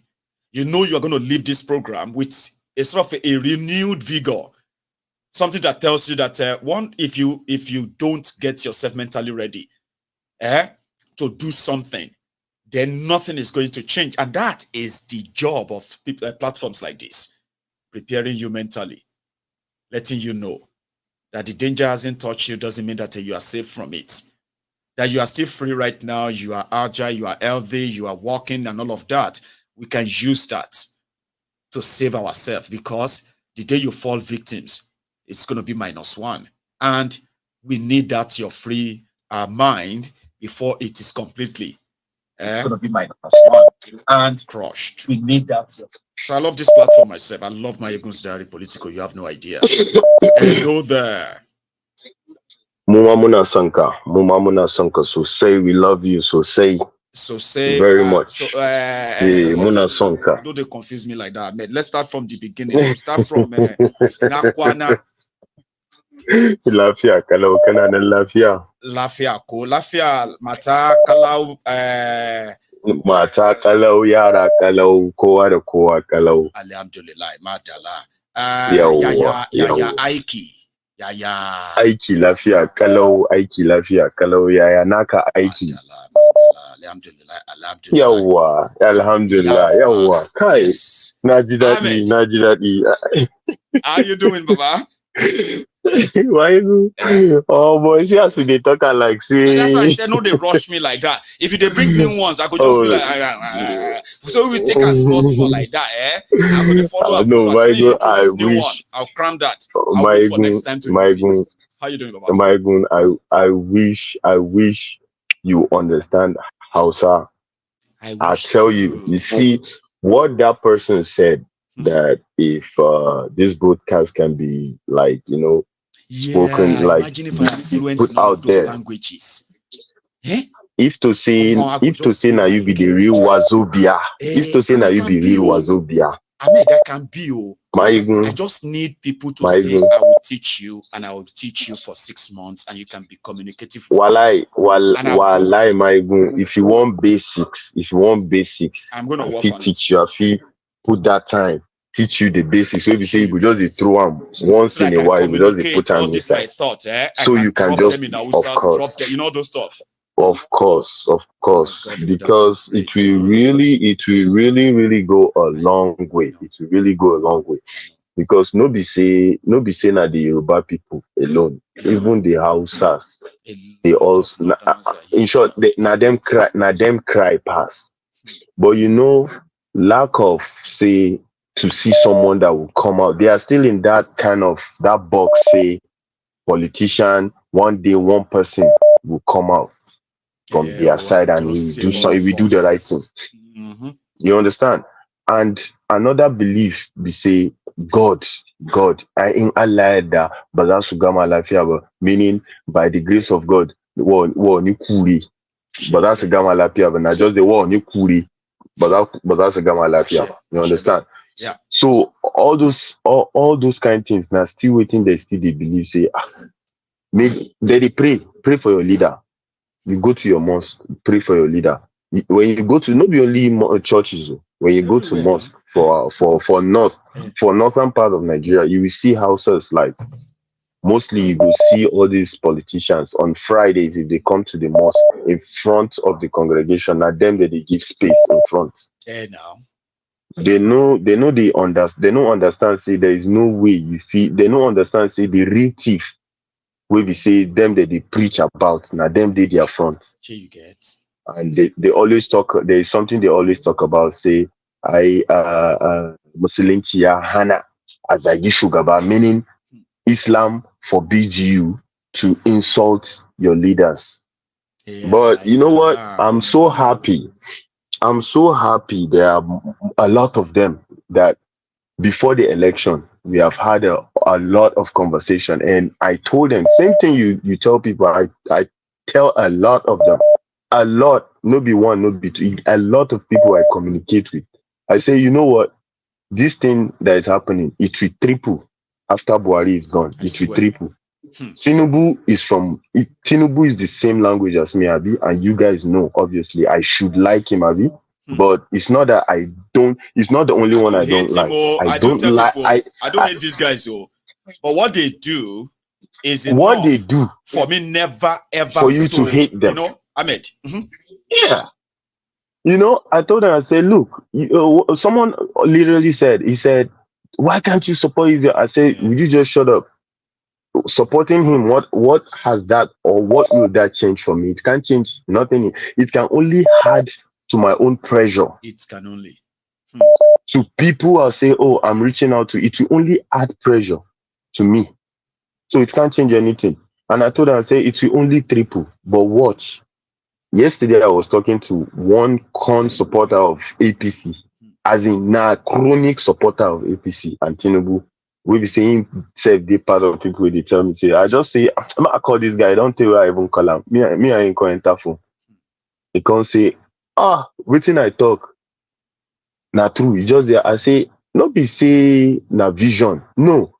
If you look at what is going on with what we have seen I tell them, I say, with waiting we don't experience abroad, we don't see as government they run. We don't already project and say nothing good fee come out. So no be say with the vision, not just projection and open-mindedness. You get people will say, that they live abroad, but their minds are not open. Their minds are not open to tell people the real fact, like this is what's happening, because they are hoping one day they will want to go back there and go and contest for a certain seat so that they will not pop up one of their things they have said bad about the country. Someone literally told me, said, hey, you are talking about if you come look, I said, you come look for a position. I said, with you and your position, now God, now you go punish now. I don't need any position. I mean, see, Baba, I don't need state, when I started exposing these people, right? Because of my knowledge of geopolitics, okay? Now, you see some of these social media cretins, those who are aspiring to be spokesperson for these criminals, different aspects of their lives, okay? So they will come to my platform then, and they will say, we are waiting for you in Ogun State. We know that one day you are going to come back here and say you want to come and contest for something. We will remind you that you abused all of our leaders. You insulted all of the leaders here. And we will show you. I said, person where they hear them now, go to say they are something you made. That's what I told them. I said, there will be anything. Say, with 10 pounds sterling, una don't go change finish all now. of the word of una mouth. Una no even get any spine to make decision for yourselves. You see, the same leaders you said that they abuse, now them go come tell you, say, go and work for him. But you will shamelessly too. You go they fight for me. That's why I say I don't abuse you and your leaders. I said I know you very well. And I have no plan of coming back there to come and massage the egos of your criminals. And I've said it many times. If you see me put up posters, why not? It's my turn to come and chop your money. I'm not coming to help you. Of course. It's as simple as that. Of course. They said they will tell you they are waiting for you. They know say one day you go come back and say you want to contest. So that they can remind you, say, you they talk about Nigeria at that time. You abuse their leader at that time. Maiyegun, shameless. Maiyegun, I told them, I said, look, I said, you see, if you ever see me say I won't call you for anything, make you just know, say, Walai na still I won't come. Just get out your mind, say I won't come collect my own share.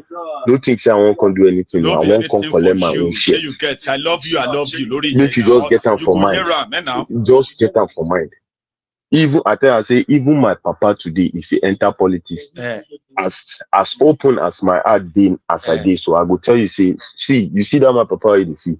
Wala na still wants to your money. Because Ahmed, you should tell them, see Ahmed, you should tell them that don't be say because you are a thief. Not because your papa is greedy.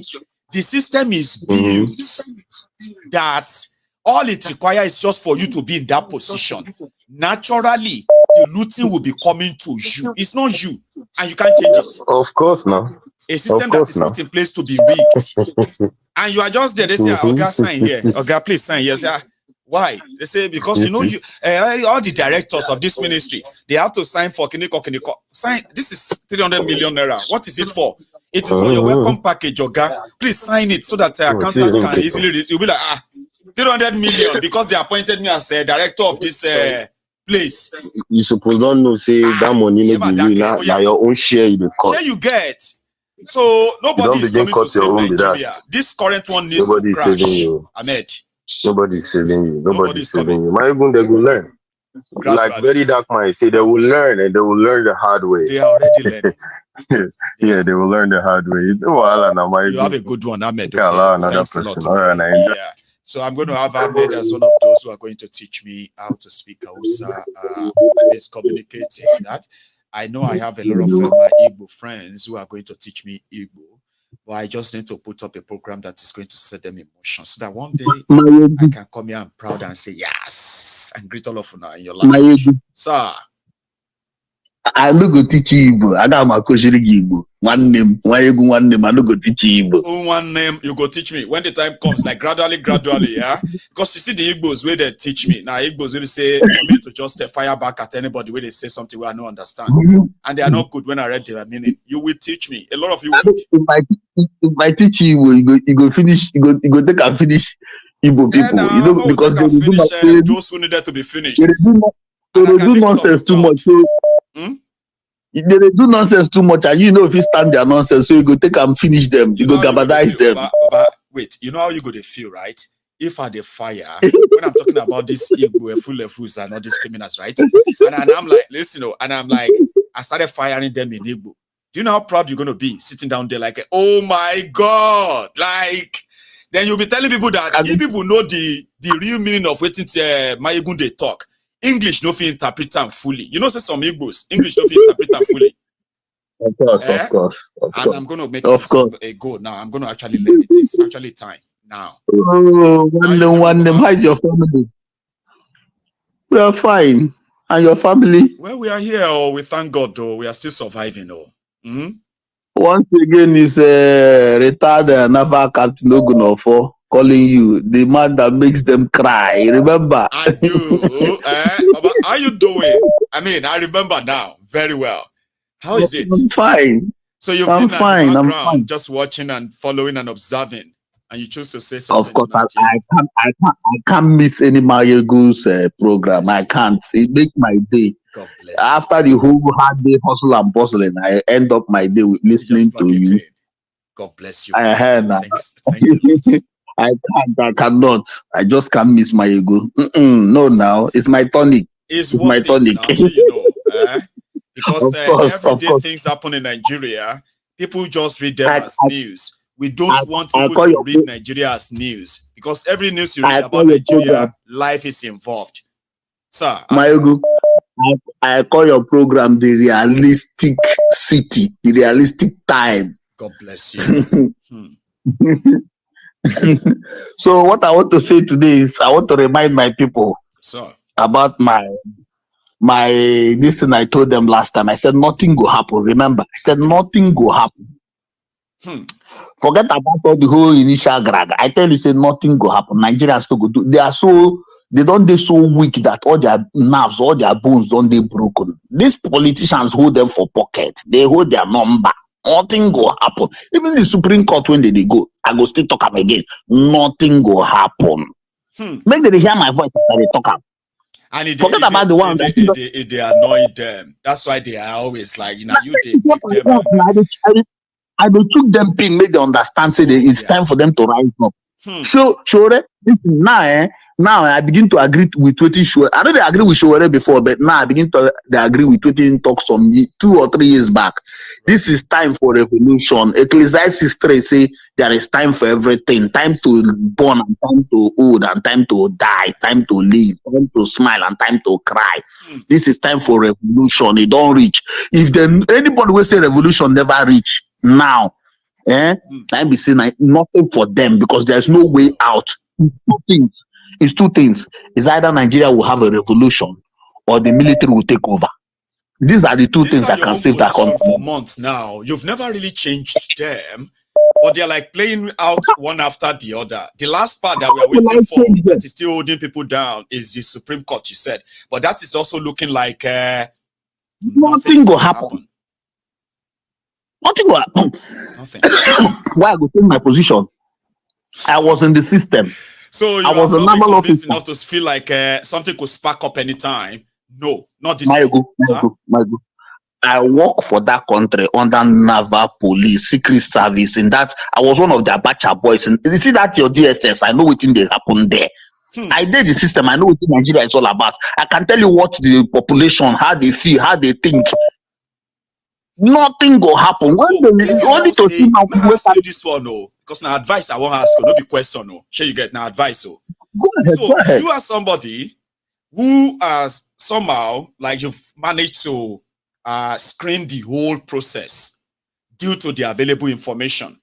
And then you have also screened it that there is nothing strong enough that will actually push Nigerians to sort of a fight back. Now, let's say things goes that way. There must also be something that you know that people are yet to sort of get to a stage that you will say, if they get to this stage, now I can change my statement that something is going to happen. Do you have that at all? Like in this whole assessment and all of that, do you think, apart from the fact that it's not looking good, right? But you want it to happen. Do you think there is any spot where Nigeria will be pushed to that you yourself will be like, you know what, except when we get to that stage, then something will happen? Anything at all? That time will be when it gets to the stage of the last man on the periphery, because the corruption don't water down, reach to that the same last man with the periphery. Leave all this one, all of them where they shout, all of the common citizens for Nigeria, they corrupt. I know. And that's why it's not about they enable it. If the common men no they as corrupt as the ones on top, now those common men go bring down the ones on top. But the truth is that the corruption don't water down, reach the last man down. So now make I tell you, say nothing will happen. That's the reason why if anyone will enter, they get a good my thief and your thief according to you. Now my thief is better than your own thief. My oppressor is better than your own oppressor. Thank you. Why would there be groups of different thieves? Because some thieves, some people believe say their own thief get now Nigeria they say thief they be God fearing.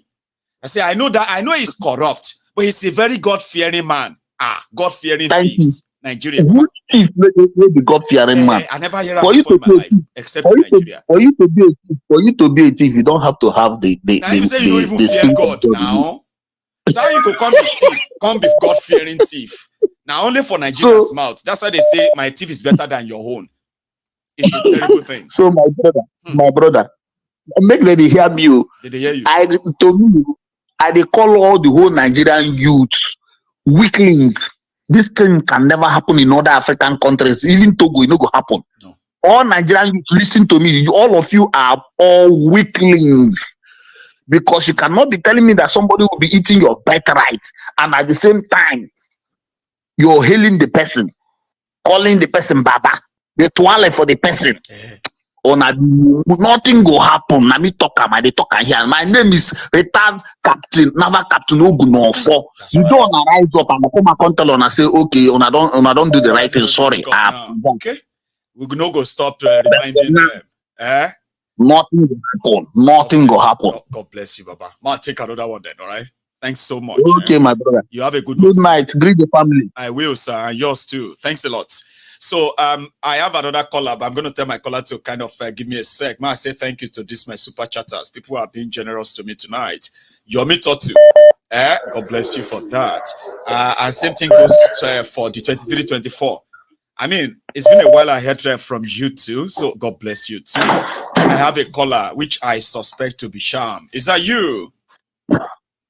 It's me. You would never know how I got to know. It's because you haven't changed those that profile picture. I haven't done a profile yet. Oh, you got it. Now, the moment you change it, then I'll be confused. Then I'll be like that, trying to get the voice and all that. How are you doing tonight?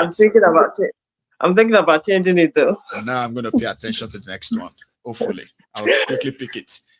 How is it, ma'am, tonight or afternoon? It's evening. Is it at the moment? It's yes, it is. You have probably been watching behind there for a while, so as usual, you have something for us, right?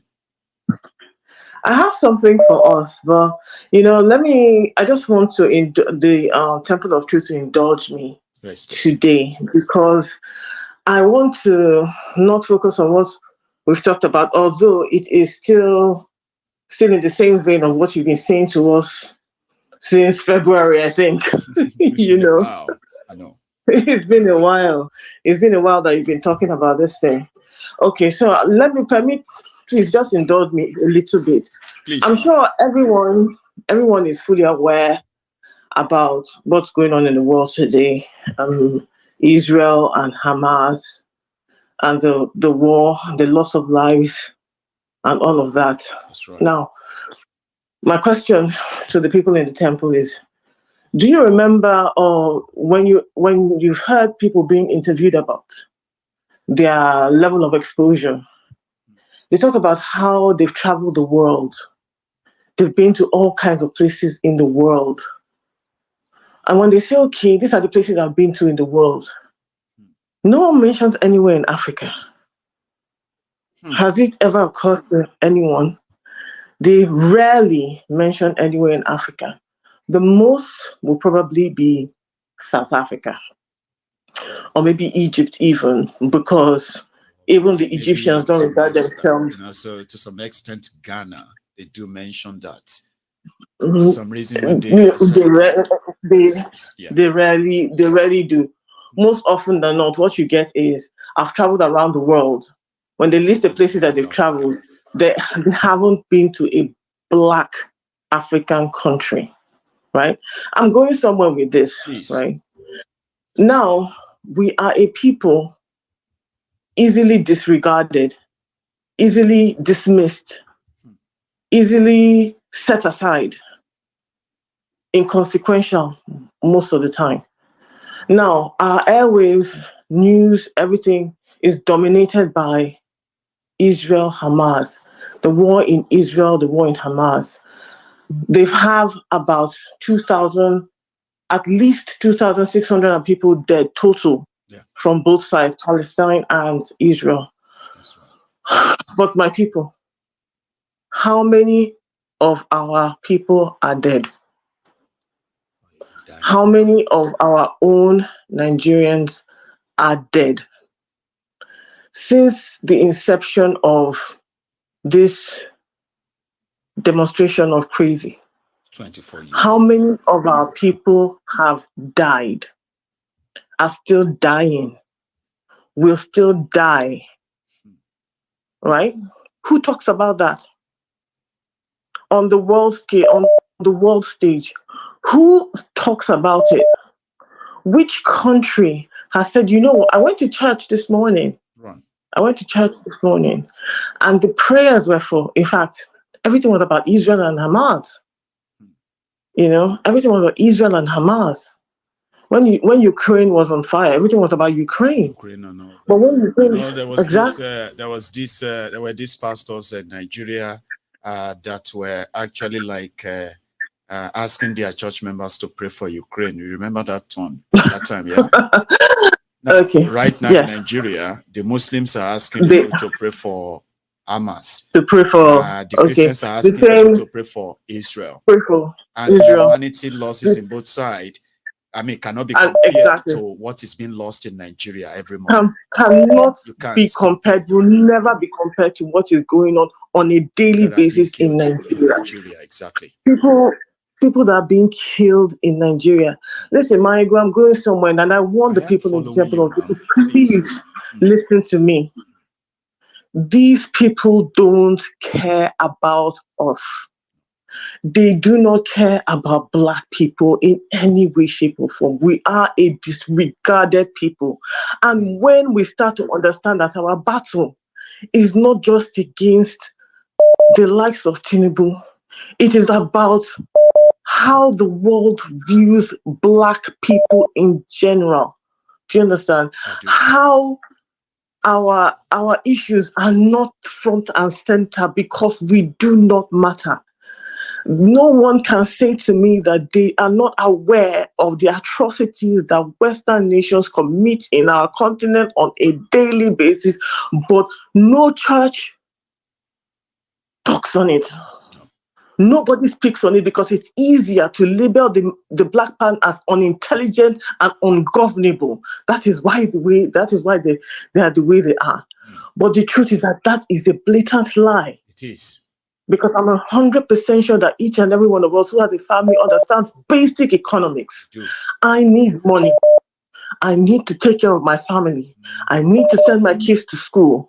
I need to ensure that they have their needs, not their wants, but their needs. If I can provide wants, I will provide wants, but they have their basic needs. Right? I need to set aside something for my old age, retirement, savings, this and that. So nobody tell me, just like every individual on this earth, right? But the problem is that we are saddled with people, with criminals who are in cahoots, and I don't care, who are in cahoots with people who would rather see this nation just the way it is because it benefits them. Right? Now, if you people remember, they have the field Negroes, they had the house Negroes, and then they had their... Now, the house Negroes, right, most often than not, were helped the slave owners to control the field Negroes. That's right. What we are the field Negroes. Because even when we come here, right, we're already looked at as less than. We have to prove ourselves. Our children will have to prove themselves regardless of, their abilities. Why am I saddled with those? Why do they need to prove themselves? The only person they need to be proving themselves to is the God who gave them the potential and themselves. Not even me as a parent. I don't burden my kids with that. They need to make themselves proud. They need to glorify their God with their potential. That's what I train them. Okay? But now as a Black person, you're saddled with how they look at you, how they already view you. Do you understand? I think you have to deal with down to terrible leadership that outrightly depreciates our value and make the world see us as of less value, unfortunately. That is the point. That is where I'm driving at. So when we see, and that's why I understand the sentiments around, let us break up as a country, but I still believe what Dele Farisimu said, right? You need to be free and feel free, and then you can decide whether or not you can come together as one country, or you want to go your separate ways. And if you're going to stay together as one country, you are doing so because you buy in. There is a reason why you are doing it together. It is a collective, decision that this is where we want to go. An agreement, and we decide how we govern one another, how we govern one another, how we manage those resources. Do you understand? Because as it is now, let us understand that we are the field Negroes. Yeah. These criminals are the supposed country. Yes, we in our own supposed country. And if we do not get rid of these house Negroes, who don't understand that at the end of the day, they are still Negroes. They are still. Okay? They are still Negroes. Listen, anyone that thinks, okay, I don't want to die, let me tell you, you're already dead. They have no you idea. Are already. dead. And when you look at all the history of revolutions by those field Negroes, because they did revolt, and like you're saying, they will revolt at some point. I just wish that the revolution would be today, because we need it to be now. This place, Maiyegun, I know you're having this place is not for us. Where we need to be is in our continent, developing our continent, pouring our potential and our resources in our own continent. Exactly, for our own people. Sham, something is that a lot of us who had the dream of what we wanted Nigeria to be, or should we say our immediate environment to be, wherever we came from at the time, those dreams are, they are fast fading away these days when a lot of you have been so successful abroad. Now, the dream of you going back to reinvest back into that or give back to that community or that state or that country and help take people out of poverty and every other thing that is being inflicted on the country. Now, that dream that a lot of people had when they were leaving Nigeria, they've achieved all they wanted to achieve abroad right now. The only thing that is left is that they can no longer go back to that Nigeria, because that Nigeria is not different from that Nigeria they had dream about. It's more divided, misruled, misgoverned, and in fact terrorized today. So you are right. Until a lot of us begin to, see what is being taken from us, that, except we, like you said, except we deal with these criminals first, then I believe we probably have so much to lose. Yes, we have, unless you see that, and and a lot of people are saying that, unless, and I've always said it, Maiyegun, if you remember, Black lives matter only when it starts to matter to Black people. Forget about the others.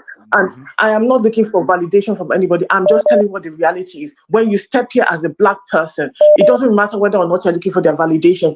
They already see you a certain way, but you want to prove yourself. But my point is that we don't have to be saddled with those. No. We need to go out there knowing that we can and we will and we do. Okay? But first of all, as it is in our country, right? Because they look at us and they say this continent is ungovernable. That is not true. We've just been saddled with the wrong. Exactly, they can't even govern themselves. So let us go and help them. Which the only help that they're giving is themselves, because they create the chaos here and take our natural resources whilst we're there fighting each other about imaginary things.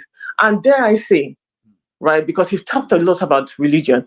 I feel like if we ever reconstitute the Constitution, we need to put religion. Religion is your own. That is your business. Like take it completely out of governance. Like take it out of it totally. Take it out of governance totally. Your religion is your own. I believe in God. Yes, I believe, and the rest of my family and my friends, I will evangelize the way I can. Yes. But for governance, you need to take it out of governance, because it is divisive at this point in time, until the people mature enough to understand that your religion is your own. It has nothing to do with the next person. Anyway, that is something that touched my heart today. Because once we're in church, right? Yes. They prayed for prayed for Israel. They sang the Israeli national anthem in church, right? And you're saying that you have Christians who are Palestinians, who are Christians. How are they supposed to feel? So there's I just feel like at the bottom line is, even if all of this is going on, our issues are not front and center. They don't care about us. They do not care about our ideologies. They don't care about our philosophies. They want to voice whatever they want to voice on us because they feel they are progressive. We need to stand up for ourselves. And the only way we can is to get rid of this backward criminals. You're so right. Something also, Charm, right? You know something, ma'am, right? You remember this scenario about America, France doing their gra with the Niger Republic, yeah? And then we were waiting, or they're going to probably start something like counter-coup, or they're going to stage some revolution, or whatever, all those things that a lot of people imagined at the time. The Nigerians stood their ground, right? And France finally announced that, okay, they were leaving, and they were leaving them with their resources. American government had to issue a statement a few days ago to say they have now recognized the junta in Niger, which means, listen, if all of us realizes that our destiny is in our own hands, blame these West less and face these criminals once and for all, if we go after these rogues one day, don't think America is going to come and protect these criminals, or UK is going to begin to defend them. Or they will stay away. When you finish dealing with them, whoever is in charge, they will come back and say, well done, we support your idea. And that means if we don't do it ourselves, nobody is coming to do it, Sham. Nigerians are pretty much free now, like pretty much. Well, we hope so, because you know that what the reliance that France has on Niger is monumental. They're not going to let them go that easily. They have to let them go now. That's the surprise. That's what I'm trying to make up for you, that they won a diplomatic war here, right? France thought they could cajole West African to invade Niger. That didn't work. They decided to use American what have you to give them back so that they could use all their 3,000 soldiers in that axis, right, to invade Niger. That didn't fly as well, right? Now, at the end of the day, they said, okay, you know what? We are going to leave your country. So they had to leave Niger. Now they have no access to all of their resources anymore. Yeah, even though all of those stolen whatever from Niger, they are still in French Banco. They haven't cleared the return of that. As of today, anything when Niger won't sell now them they be the negotiator themselves, something they've never had for over 60 years. So the bottom line is that when we thought that they will fight back and crush them, and those people stood their ground and ready to die, look at how all of that ended up having to work in their favor. The only condition they are giving them now is that shall try and go back to democracy soon. Okay? There's not going to be any invasion. There's not going to be this or that. But that's a win for them. Something that used to be a dream. Sure, you know. So the point here now is that if one day we decided to go after these rogues, I can tell people that America no go save them. UK no go save them. All these people that you are thinking they are their friends, they won't save them. But we need to sum up that courage to be willing to go after them. Until then, they're going to do business with them. Sham. You know what? Like I said, this is something that touched me deeply. And what about it?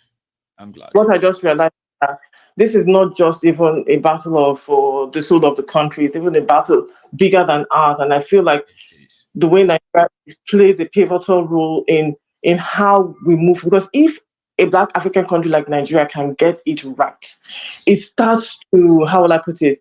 It has a domino effect in the rest. And there are a lot of people in Central Africa who are talking about uniting Africa as well. I know that we're still a long way from that.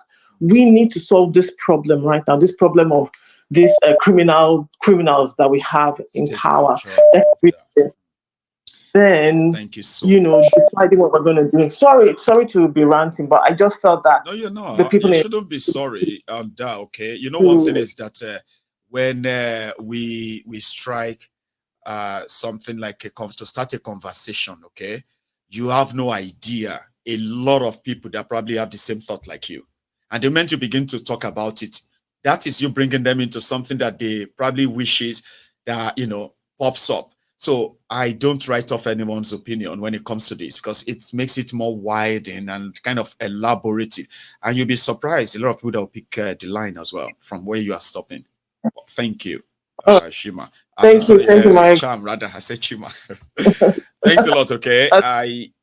Take care. Enjoy the rest. I'm going to take one last call, and I'm going to call it a night. Remember, you can still like my video, okay? You still like this broadcast. You're not going to see my face for the next 5 days. You better look at it very well today, like capture it very well. You're going to miss the face. However, my last caller on the line. Hello there. Hello, brother Maiyegun. This is Beatrice, London. Oh, dear, ma'am. Lady Beatrice. Good enough that you are also able to get on, ma'am, tonight. How are you? I'm really enjoying everything. I was not there yesterday, but I watched it today. Did you? Okay. And it's wonderful, the messages you are trying to put out there.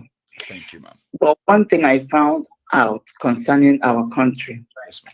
We must find a way to unite the country, to unite the youth, because the youth, the type of hate they have that is planted in them is horrible. And these people that are destroying the country, they are very happy that we are not united. If we can manage to unite from these messages you're sending, like the guy who spoke about you using different languages. I was even going to suggest that perhaps he could be like translator for you as you're talking. It's also like maybe, I don't know how it's going to work out, to speak it in Hausa, and maybe there'll be somebody to stretch it out in Yoruba and so on. Because we grew, I am a born and bred in Lagos daughter. And I don't see any difference between Yoruba and Igbo. All my in-laws are Yorubas. I have 3 daughters, 2 are married to Yorubas. Bless you. And they are very happy with their partners. So I don't know what it is. And if you come to the Obi issue and all these issues, it's not a Yoruba Igbo issue. We keep trying Obi to tell them. only trying. The other Yoruba guy, younger than Obi, what is his? Showore, or is it? Yeah, Moyele Showore. Yeah, I listened to him the other day. This guy has also points. He just wants Nigeria to be good. So, and there's no need. We're trying to destroy ourselves using the mechanisms of these people in power. There has to be a way. Rhetorics. Yes, there has to be a way to tell our children, will you stop that? The Igbo man or Yoruba man or Hausa man is not your problem. No. Our problems are not us. Our problems are the people in power. That's right.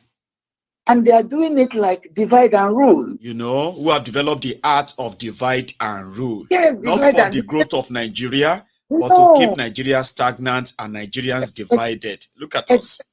The same system America used to divide the Indians.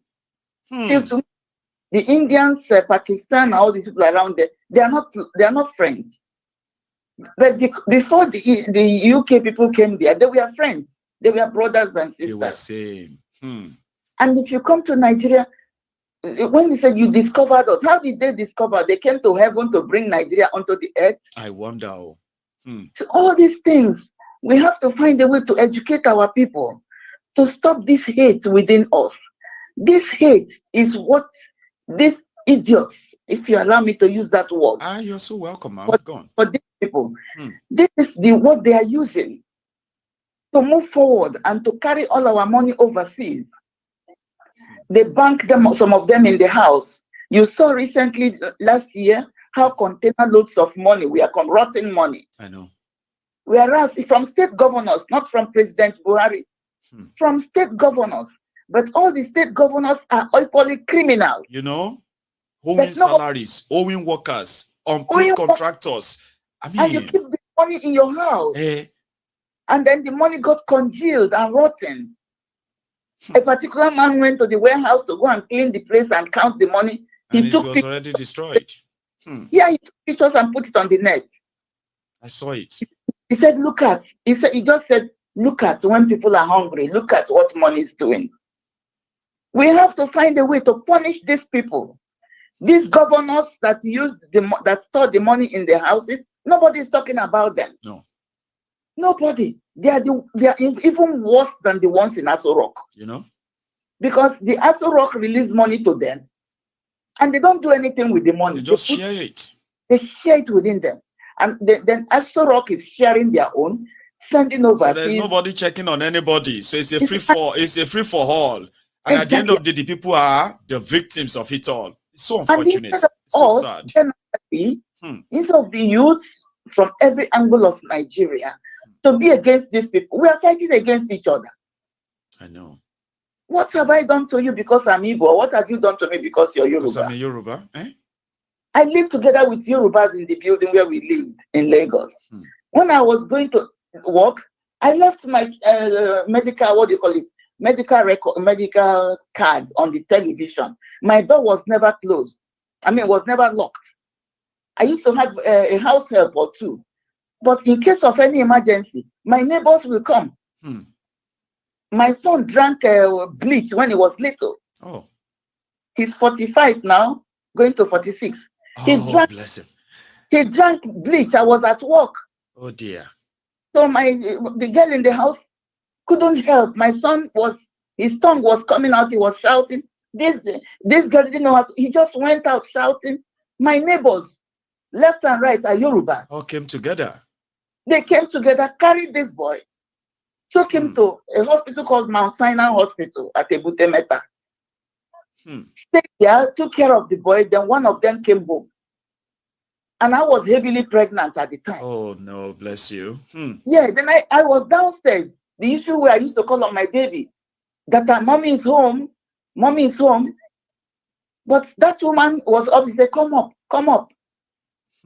When I got upstairs, he said, your baby is in the hospital. Tell me, if these women, if we were divided. Yeah, if it is today's time that everybody is just so interested in hating one another, it could have been a different story. That boy would have died.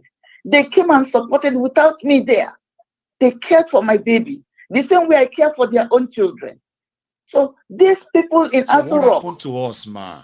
In your own way, if you look at it, like what happened? When? Like what happened to us? Aso Rocking idiots and the governors.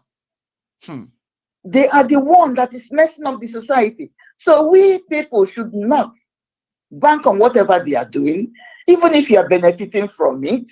Shouldn't be the yardstick to be hating somebody who didn't do you anything.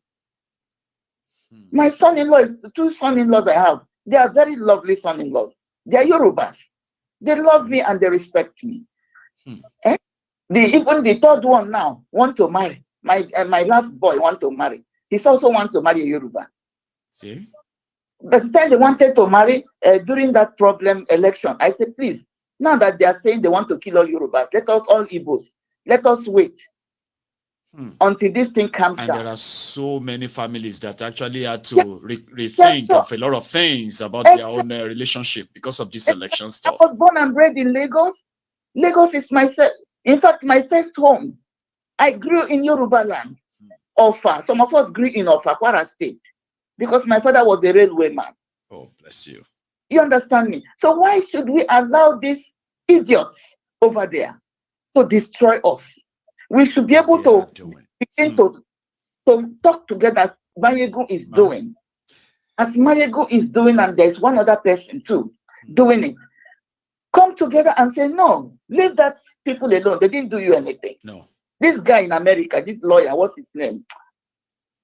That lawyer who said they should come and take him to court. Oh, I haven't picked up that yet, but yeah, okay. They should, I've forgotten his name just now. They should take me to court. These people are this, that man is a criminal. Oh, you mean Dele Farotimi? Dele Farotimi. Oh, he's actually, yeah, I mean, he's there with them in Lagos, so strong man. He's back now. I thought he was in America. He was, but you know, it was like he kept going here and there anyway. But he was in America sometimes in July, I think, July, August.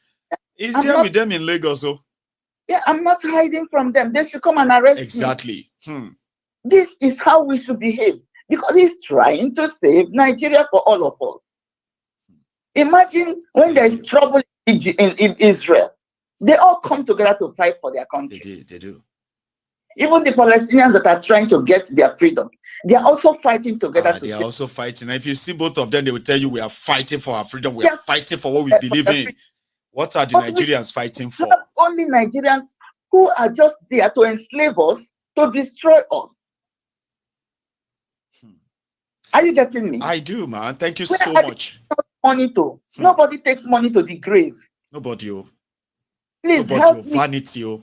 You are right. We will keep doing it, and we should do it more by ensuring the message gets to those who really need to get them by all means. Love among us.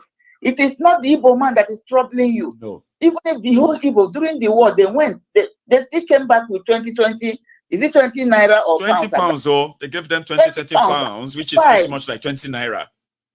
They survived. I met the hardship. They built from that. They rebuilt from that, and yet, Nigeria has still not learned anything from that. My father carried us 8 children into the bush. We are suffering inside the bush. War is not good. It's not. And punishing us now is not Britain. It's not America. No. It is our own people in government. America has left us. If anything is happening now between America and Nigeria, it is the foolishness of our presidents, our leaders. If you come to my house now and knock my door and say you want to carry my couch, I will ask you, what do you want to do with it? Exactly. You cannot just come and take the only couch I have and take it. And then you tell me to keep quiet and say, "Day." Tell me to keep quiet because he says, no. No, it doesn't work that way. No. If now Niger has succeeded in pushing away France from their country. At least they won that diplomatic war. People didn't know. People do actually see. Nigerians sometimes don't have a clue what just happened in Niger. But maybe if those who are in charge of Niger today, if they will be magnanimous enough to consolidate such to the benefit of the Niger people in a few years' time, maybe Nigerians will appreciate what just happened in Niger. But it's Africa, you can't put your money on it. Those ones too, they go do something that will eventually make us feel like, what's the difference? Yeah, he wants to go and fight Niger, but he cannot fight himself out of his own troubles. You know? Yeah? My brother. Thank you, ma'am. You are doing so well, and I wish I can talk more, but I have you have talked a lot. You know, I have spoken for some time, and when somebody like yourself and all the callers call in, right, and they bring their own perspective to the conversation, that is the icing on the cake. A lot of people love this part. Yeah? We need to unite. We need to. Thank you so much, man. I appreciate this, and as always, right, thank you so much for stopping by, ma'am. Okay, you have a good night over there. Bye. Our lady. Bye. Lady Beatrice. Sure, this is where we are going to draw the curtains. Yesterday, I appealed to you, my friends, that we intend, okay, to pull our resources together and get Mr. Lukman's brother that bike that we promised him last month. Okay. We figured it out that before things get completely out of hand, before we will have to pay 2 million naira for a bike, as the inflation of Nigeria is currently going, I still want to count on you to make this happen for him. Okay, this month possibly.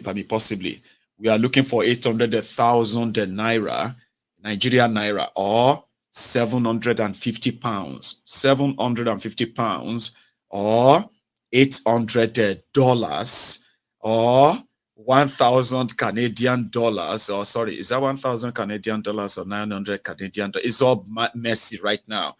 But somebody reacted to my appeal yesterday and they gave us 30 pounds. Thank you very much. If you're watching me, I got your money. I got your donation. Okay. So I'm looking forward to all of you who really want to be part of it too. Okay. Please make it happen. Maybe I can buy it for him by Friday when I come back from my own vacation. But until then, I'm going to say goodbye to all of us in the Temple of Truth. The next 5 days is going to be without my face, like you have it right now. Not our studio like and all that. But I promise you one thing, okay? If I have to make sure that I address you based on anything so kind of important that just happened, I will do that. But apart from that, I encourage you to keep yourselves sort of, occupied with all of the messages of MaiyegunsDiary Politico on this platform. You can also look out for this replay of this video tomorrow. But apart from that, I want to say, please, keep it together. Don't lose your focus. Don't lose your gained sort of information, and then open mind. All the things that you have learned over the time. This is going to be the first time we're going to have a long break that you won't see my face. I'm going to be with you. Trust me, I'm going to be with you. So thank you so much for everything. And I will see you some other time. Until then, stay safe and don't leave without dropping your offering. Good night.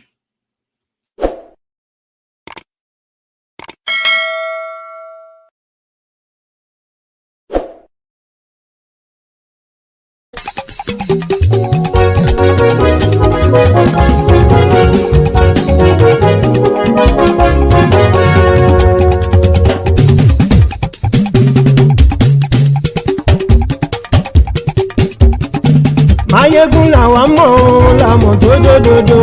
Maiyegun Diary láyé bí nọ́mbà wá. Maiyegun làwa mọ̀ làmọ̀ tó dòdòdò. Maiyegun Diary láyé bí nọ́mbà wá. Maiyegun ti dé o ọ̀rẹ́ ara yìí. Maiyegun Diary láyé bí nọ́mbà wá. Lórí Facebook lórí YouTube. Maiyegun Diary láyé bí nọ́mbà wá. Gbogbo bó ṣe ń lọ ni Maiyegun já wa sí. Maiyegun Diary láyé bí nọ́mbà wá. Àṣírí ọ̀jẹ̀lú kì í bò níbẹ̀ o. Maiyegun Diary láyé bí nọ́mbà wá. Bó bá ṣe eré àní Maiyegun máa wí. Maiyegun Diary láyé bí nọ́mbà wá. Ó sì tún ṣe eré wàá gbọ́ níbẹ̀ o. Maiyegun Diary láyé bí nọ́mbà wá. Maiyegun Diary Diary Politico. Maiyegun Diary láyé bí nọ́mbà wá. Godfatherism kò sí lọ́rọ̀ Maiyegun. Maiyegun Diary láyé bí nọ́mbà wá. Ẹ farabalẹ̀ sẹ́ o kẹgọ́rọ̀ lẹ́nu o. Maiyegun Diary láyé bí nọ́mbà wá. Àní Maiyegun làwa mọ̀ tó dòdòdò. Maiyegun Diary láyé bí nọ́mbà wá.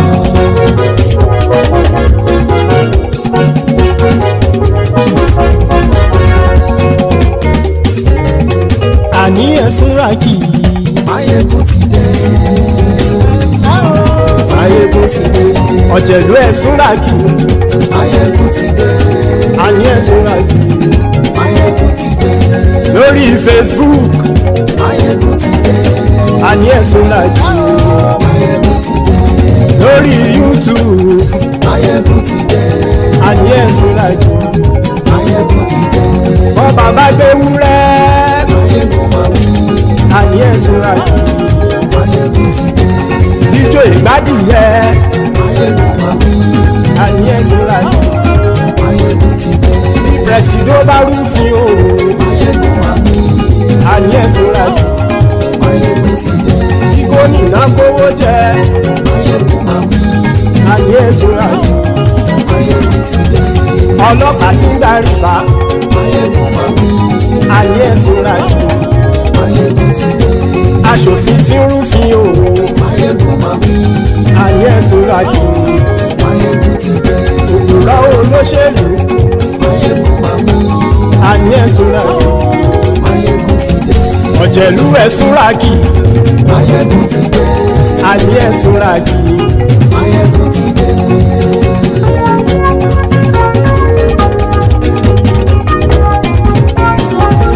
Maiyegun ti dé. Gbogbo ọ̀jẹ̀lú ẹ̀sùn ràkì. Maiyegun ti dé. Gbogbo ọ̀jẹ̀lú ẹ̀sùn ràkì.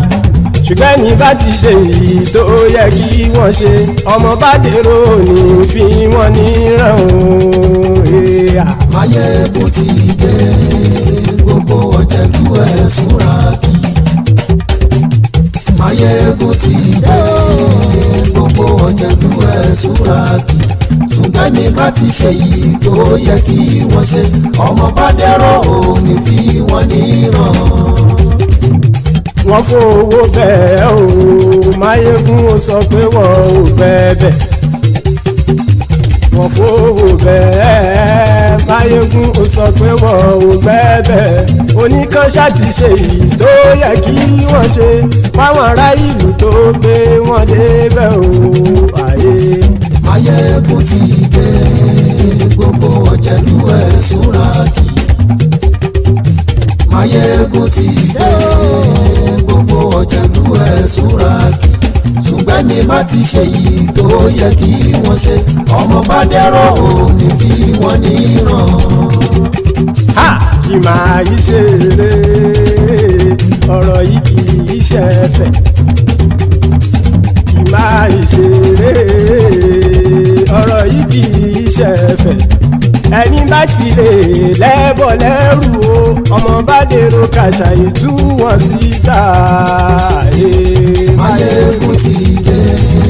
Gbogbo ọ̀jẹ̀lú ẹ̀sùn ràkì.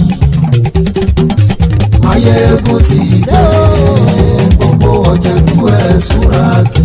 Ṣùgbọ́n ní má ti ṣe yìí tó yẹ kí wọ́n ṣe ọmọ bá dẹ́rọ̀ ò ní fi wọ́n níran. tẹnitẹni ọmọ Máyégún ọ̀rẹ́ ara ìlú mọ̀mọ́ ni mo fọlọ́run sọ ẹ̀ bá kìlẹ́bù lóòótọ́ olódodo ìlú ọ̀tá ìlú mọ̀mọ́ ni ìwọ ṣá máa ń ṣọ́ra kò sì mọ́ bẹ̀rù bọ́tà ń lè rí bóníṣègùn.